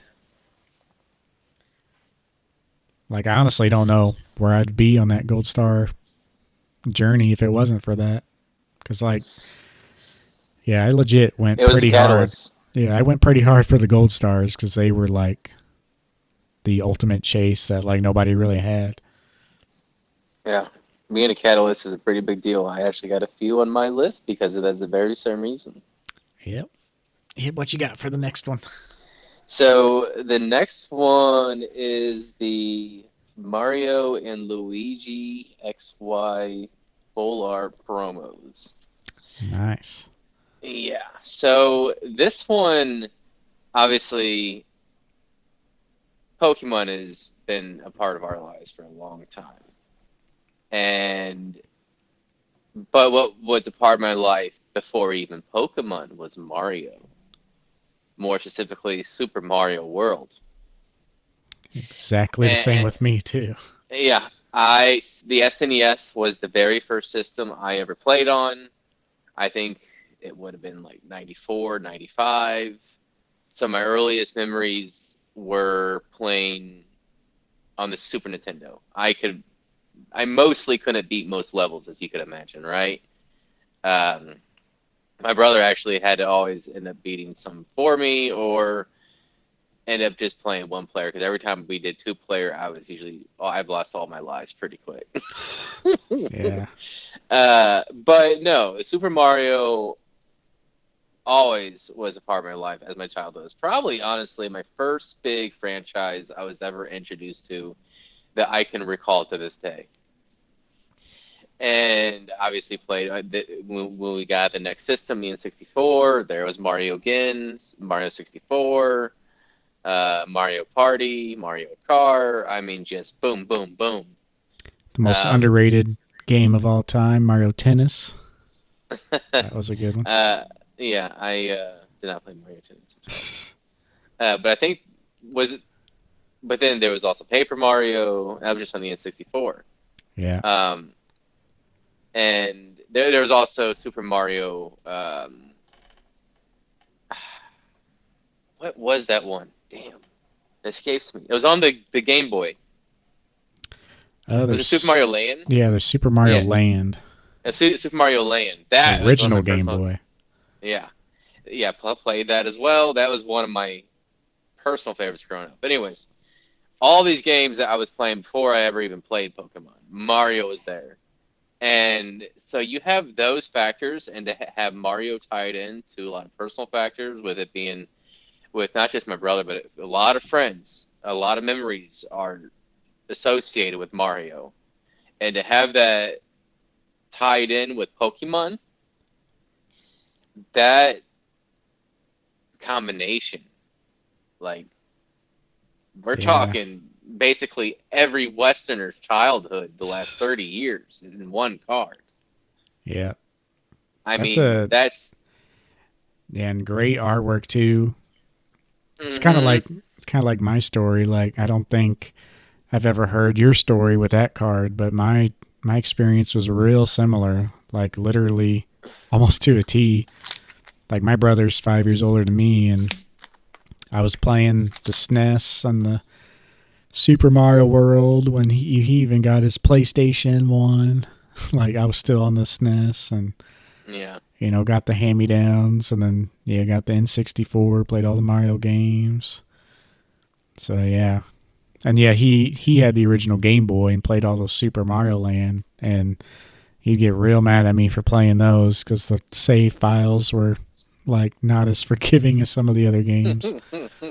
But Yeah, that's one. Yeah, like I think I was 3 years old, and from what well, so my earliest memories are starting up Super Mario World and hearing that music. I can't even do it, but you know the music that I'm talking about. yeah, Like, there's a reason why people consider Super Mario World as one of the greatest games of all time and probably the greatest platformer of all time. yeah. Because people like us played it for hours upon hours upon hours.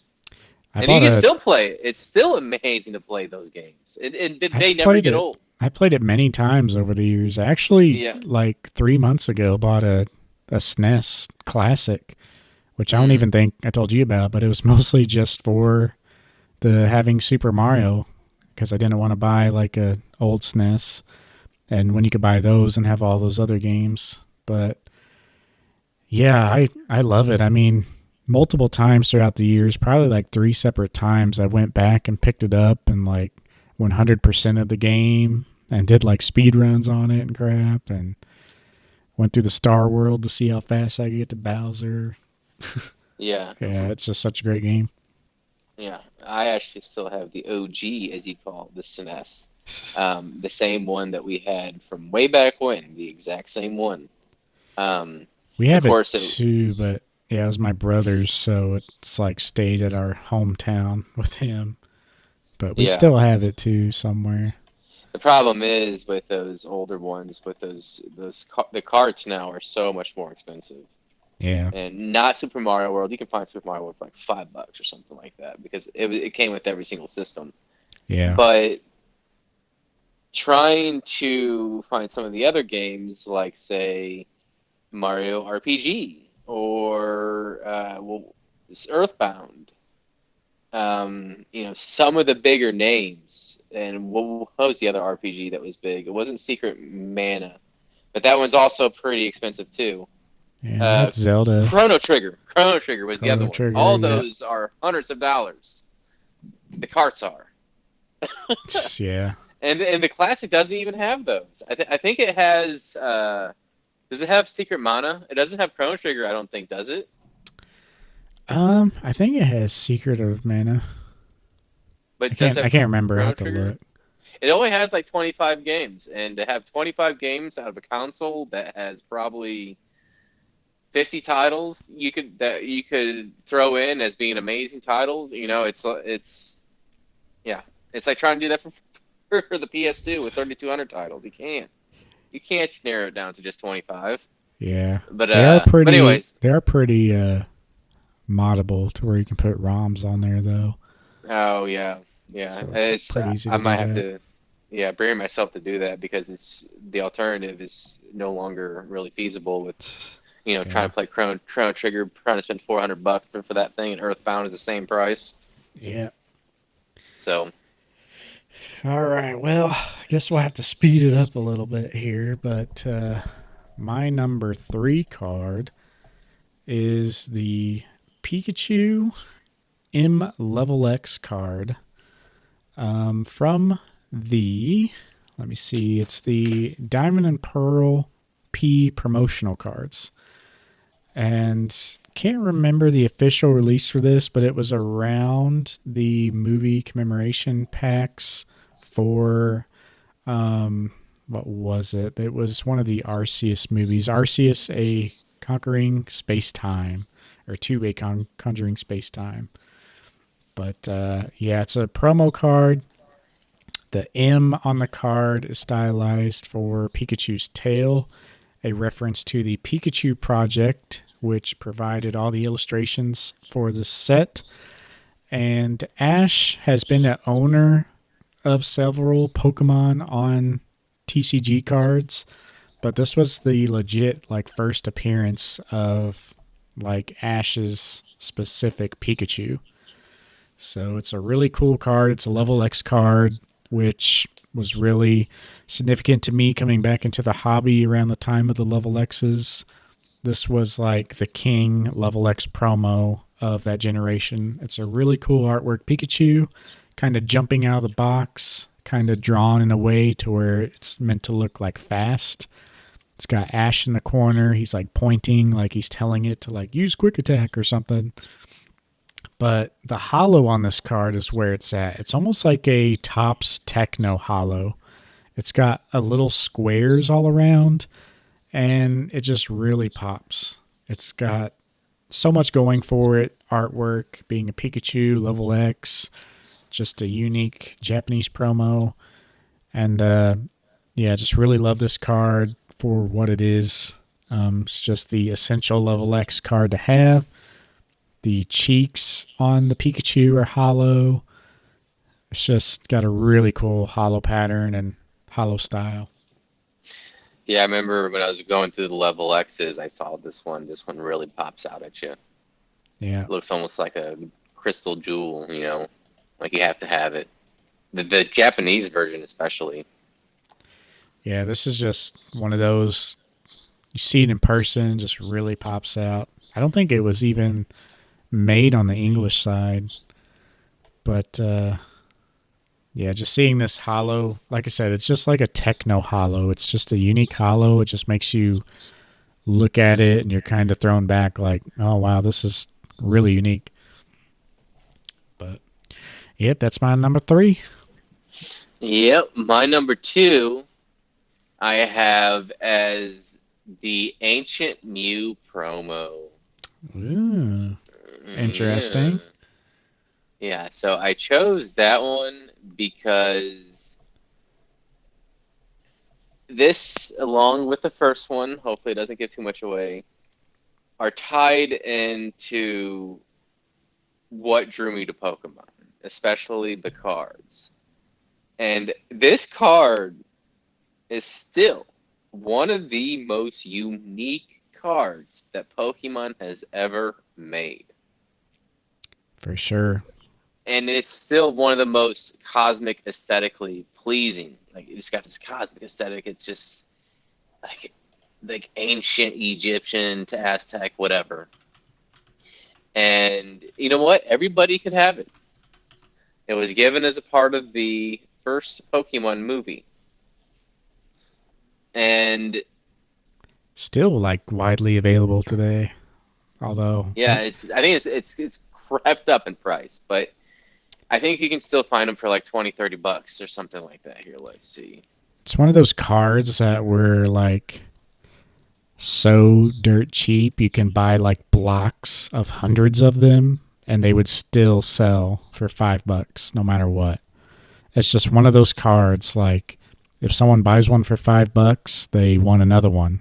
Like it's just one of those cards no matter what everyone wants one because it's just so iconic. The sealed ones are definitely going up. I remember they're now about 35 or so a pop. Um, those are ones that could easily go up. You're talking about cards that could go up to a couple $100. Those are one of the cards, and it may not seem like it, but here's the thing: these are cards that every collector is gonna want ever. I'm talking not just the artwork is already there; it's still unique. Even if they ever reprint it, this one's always going to hang over the rest. But this one, it's just the uniqueness. Everybody remembers it, especially amongst millennials. But you know what? Millennials don't have to be the driving force of this one because it's such an aesthetically pleasing card. It has a lot of factors going for it. And for me, whenever I think of Pokemon cards, especially as a kid, this card comes up. I remember waiting in line, waiting to see that damn movie. And we Getting all that got the card. little we all got the little packs, and I was hyped, but then I was upset because I had to watch the movie. Like even then I was worried about like the condition of certain cards, right? And I had to keep the cards in my hand or like in Perfect my pocket. condition. Yeah. And but I quickly went away when I forced myself on the movie. Um, but yeah, I remember going with my brother, going with my dad, and we went twice to see that movie.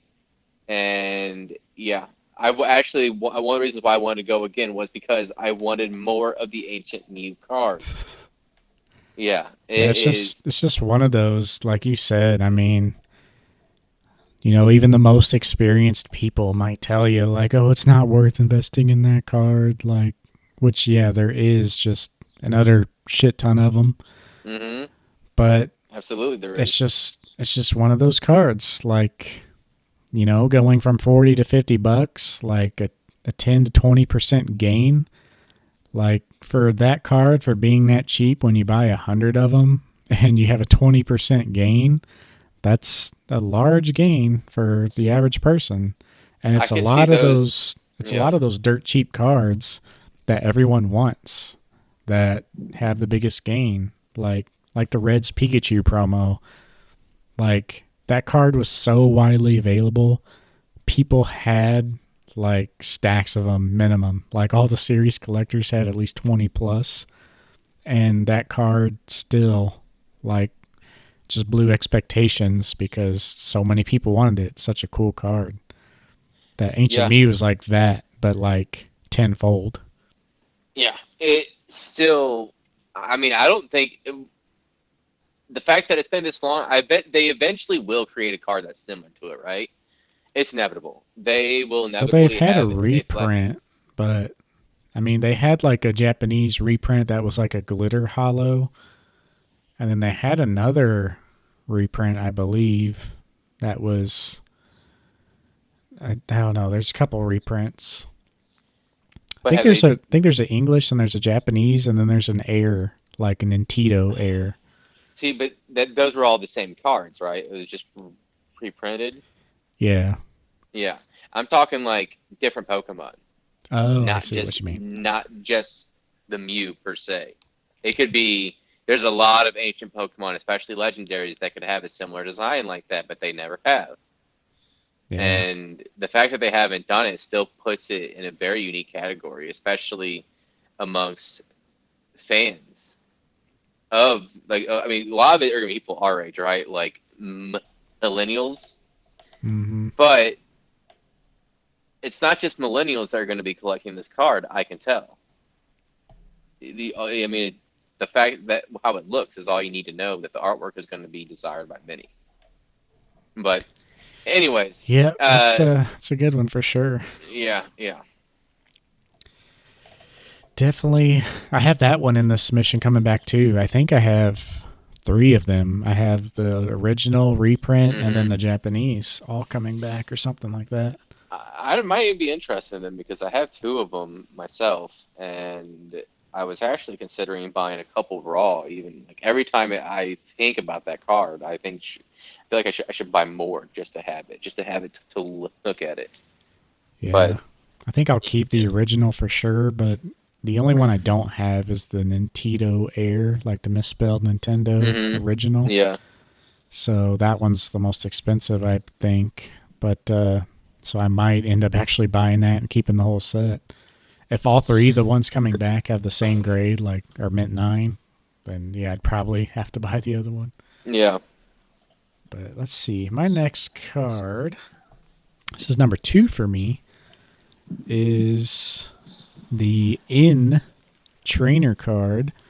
It's under Bubblepedia as In from Noble Victories because this is a card that's been reprinted many times. Same effect. It's a trainer card. He's got a Noble Victories print, a full art print, a Dark Explorers print, a promo print from the Pokemon League, and I think even a Fates Collide. But the card that made my top 5 in the number 2 spot is the full art card from the Best of X and Y. That is a set that was released in Japan from the Best of X of Y, considered to be like one of their high class sets. And yeah, it's just a really cool card. It's got in kind of like a full art pose with his hand sticking out. And it's just my favorite trainer card of all time. It's almost like my pseudo persona that I attached myself to for Pokemon. Like I've always loved the story of him. He's kind of, he kind of went through being your rival in Black and White, but he's really like a good guy who just wants, peace between Pokemon and people. And I just really connected with him through those storylines. To me, like the Black and White story is like the best story Pokemon has ever done in video games. It was actually a really well drawn out story. I wish they would go back to that, but yeah, that's why he's my number two. Just kind of connected with him so well, and out of all the characters of Pokemon, he's my guy.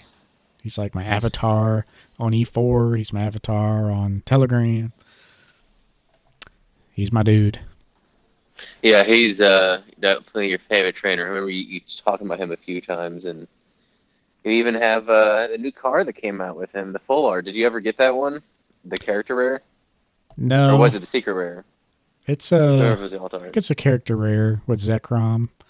Mm, I do have it on my list of cards to pick up, but I don't like the design of Zekrom and Reshiram. That's the one thing I didn't like about those games. Like they're just weird designs for legendaries, but and he has both, like depending on which game you pick. And the Pokemon Center actually today, like that link I sent you, they actually came out with artwork and T-shirts of characters. And man, he's on there with Reshiram, and that artwork actually looks pretty cool. You can buy a canvas print of it. Really tempting not to do that, but yeah, that new card though, it's definitely on my list. But this is like a chase card for me. I actually don't have this mm. card, and it's pretty expensive in Japanese for the best of X and Y set. But looking to spend $1,000 on a copy. It's just one of those promos for Japanese exclusives that just really get you. Yeah. I mean, it is a nice artwork, though. It really is. Yeah, it's like really clean and uniform, like everything I love about a full art. I just need to quit dicking around and chase some of these promos. So is this Gotta time for start your throwing number away money. one? Uh, yeah, it is. So, I kind of, well, I guess there's no way to put it. Well, so my number one is base set Charizard, but not just any base set Charizard. My base set unlimited Charizard. It's gotta be Yeah. mine. It's gotta be mine. Um, You're a Charizard fanboy. yeah. See, I can't stand that. It's Which I know frustrating. I you're know. not. And you've told this No. story on here before Yeah. too, but yeah, tell again.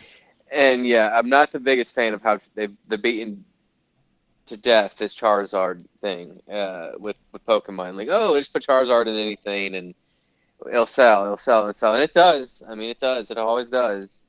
But kind of when there's too many one people doing something, I like to go the other way, um, and kind of start to appreciate other things. And then I start to appreciate other things, and then I actually start enjoying those more. And that's actually what happened with me.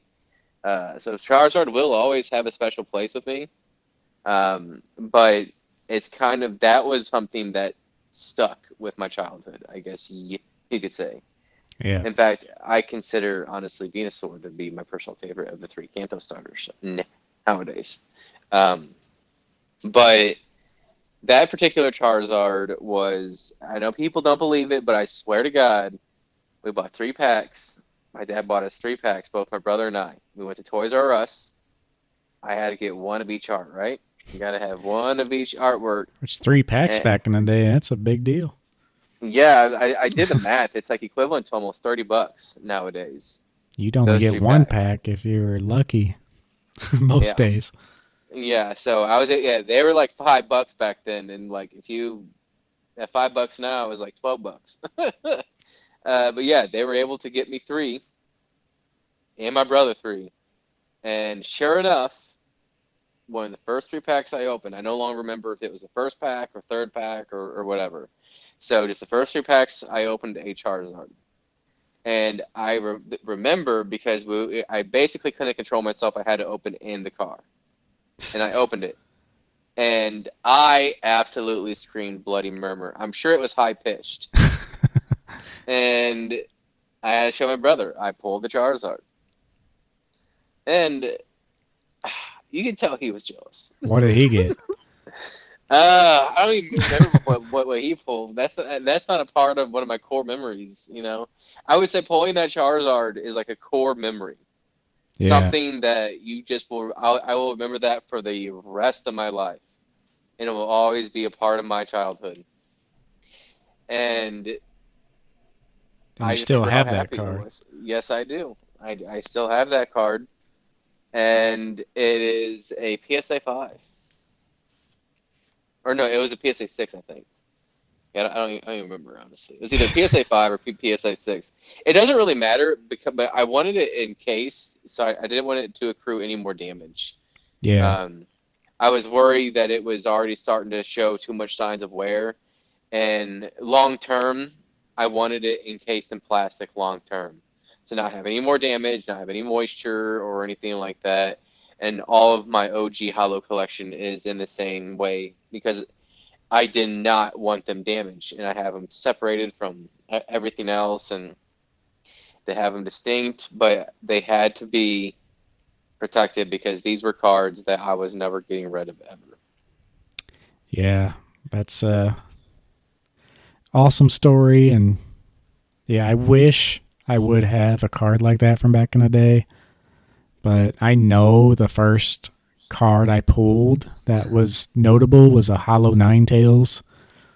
And I actually have a picture of me and my cousin in the yard of my grandma's house, like showing our best cards. And that's what I had up.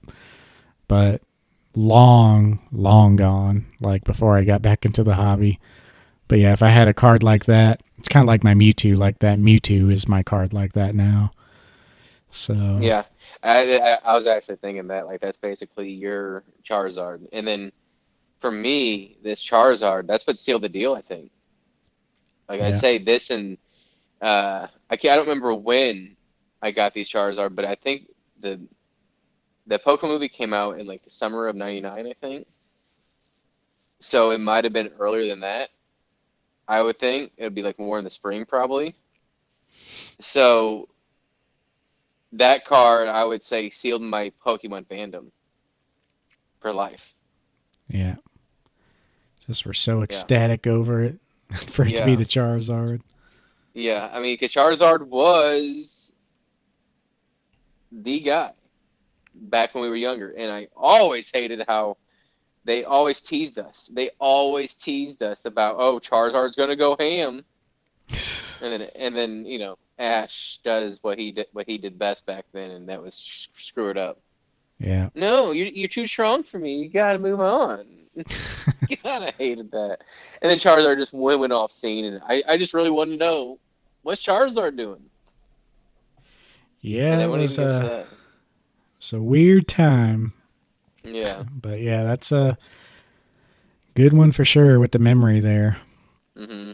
So, well, my number one doesn't really have a personal story at all. Well, I guess it does, which we've talked about this. But it's a card that just encapsulates the hobby as a whole. It's a card that I'll never get rid of just because it just represents the hobby perfectly. And I don't think any card can do it better. But it is the XY promo 279, the Pikachu Festa promo for the 20th anniversary. Just have to look at this card. Like, check this card out in the description if you have not seen this card. You're just missing out as a person of the hobby in general. It's a favorite card by many people.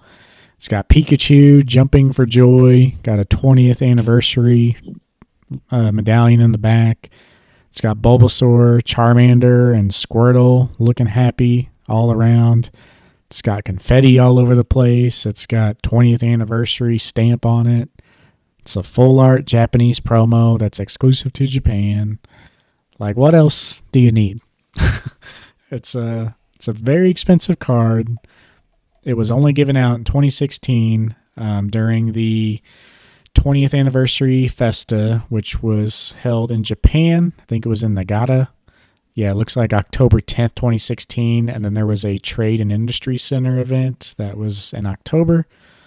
Anyone who participated in the tournament at this event got this card, but it was, still a very desirable card and somewhat limited, and especially being only a Japanese card, the English market, scooped a bunch up. So it's very hard to come by. Generally, it's easy to grade if they haven't been handled much, but it's just one of those cards that's just so desirable. It was the top tier card for me as far as Japanese promos go. And yeah, overall, it's the artwork. And if there's one card that can sum up the TCG and the hobby as a whole, it's this card.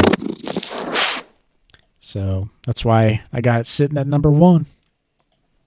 Yeah, that one is definitely a very good card. I almost included that in my honorable mentions, but I was like, nah, don't need to talk about it when I knew you were already going to bring it up. It was going to be in your top 5. So, yeah, Yeah. it is definitely a good one. It's definitely one I would like to have potentially one day, but It's just one of can't do it those. now. Yeah, it's a little pricey. It's like, what, 2,500 even for it to be raw? Yeah, if you're looking for a mintish one, like 2,400 is about where you're looking at. But yeah, I mean, if you make boxes of all the things you look for in a top card, it checks every single one of them. The artwork, hollow pattern, the way it was given out, unique promo.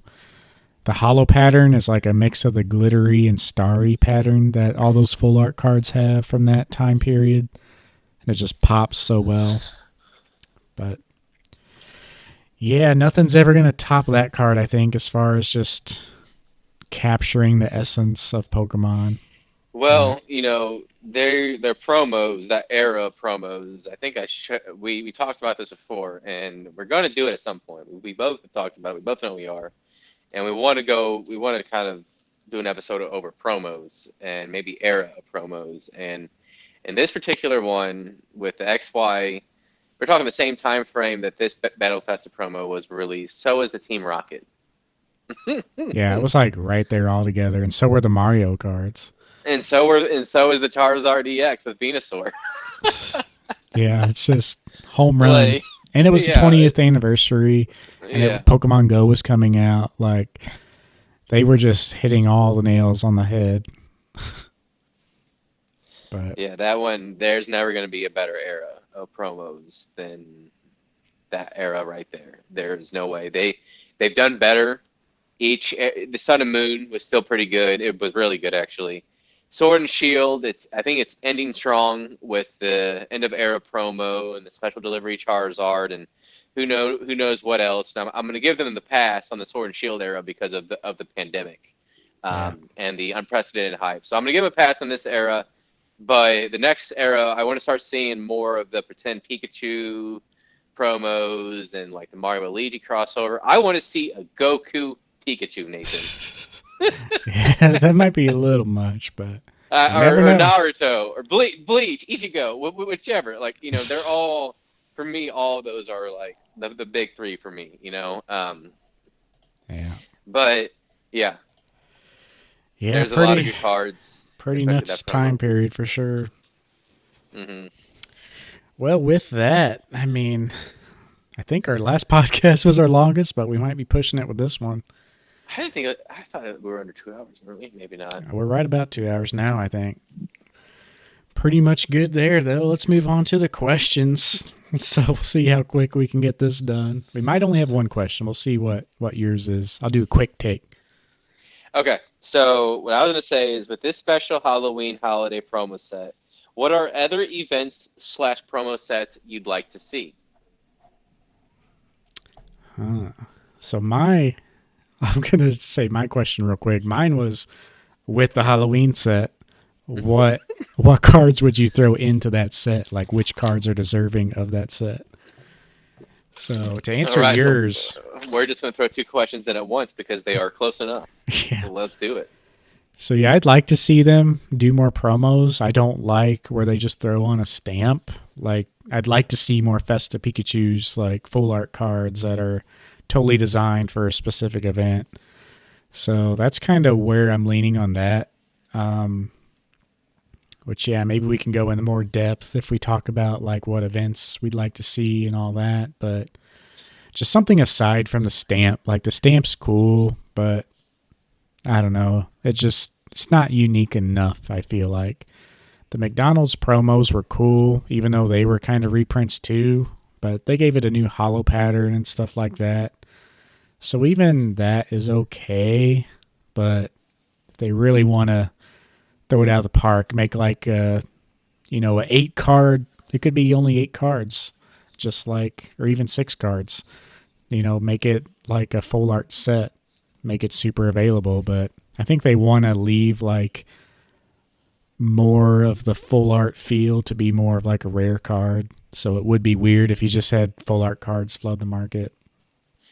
But Yeah, I think that having more, just have a full on holiday set then. If you're already doing Halloween, just do Christmas, do Valentine's Day, do yeah, the Chinese New Year. The new there's the big ones, and I think that that would basically allow them to market these products year round for kids. But at the same time, I think just having redone cards with a stamp on it doesn't do anything new. I wouldn't mind seeing a little more creativity. Right now, it's like let's package Pikachu and Gengar because it's Halloween, and let's just rehash old cards. That's pretty yeah, much what it's looking like, and there's not much creativity to that. It's like that was a low effort from the marketing team that they put together. However, now I know that this requires there's licensing issues and having to share profits. I'm sure all of that when it comes to dealing with different IPs, especially like for example the Mario and Luigi promos. But I would like to see. I literally just mentioned it. I even forgot this was going to be my question. But yeah, I want to see other crossovers. Have it be. It's going to have to be big ones, I'm sure.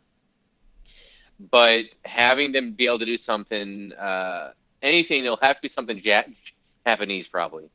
So anything Japanese in origin should be on the table as a collaboration.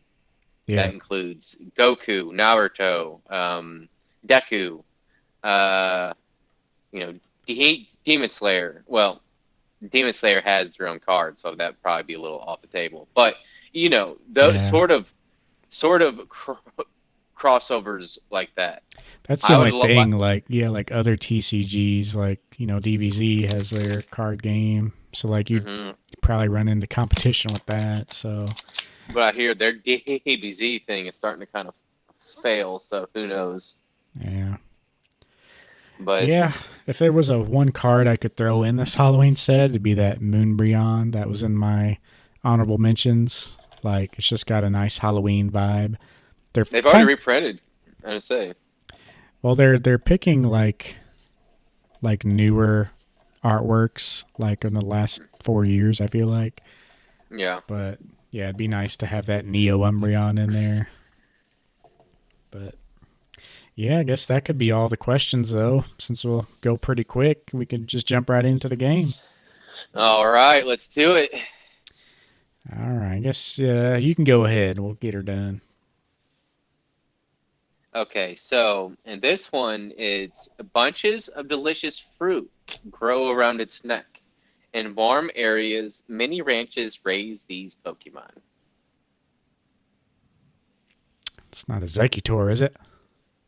No, it is not. Around its neck, huh? Huh. I feel like that's a distinctive feature that would give it away. So it has a neck.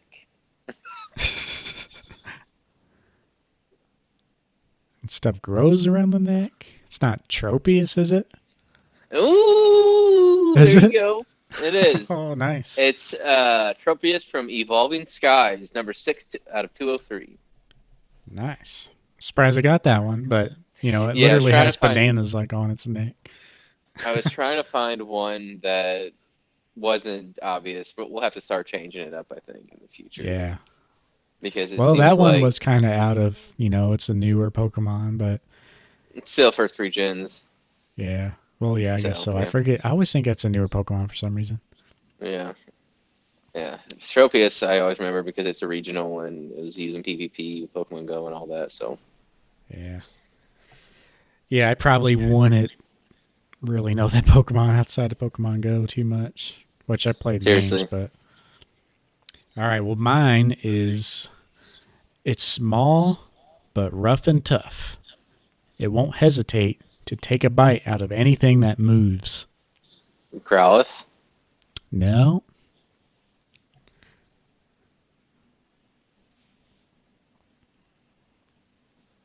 Hmm. Small but rough and tough.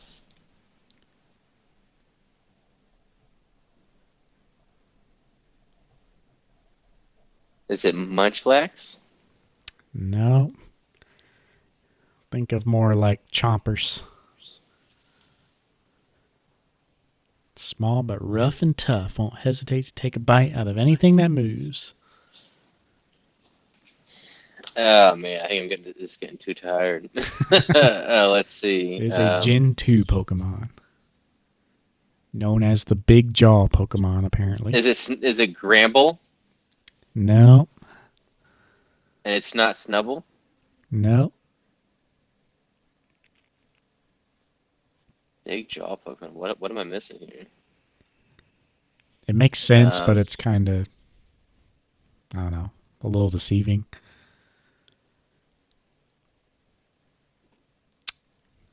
I mean, give it to you. is it Steelix?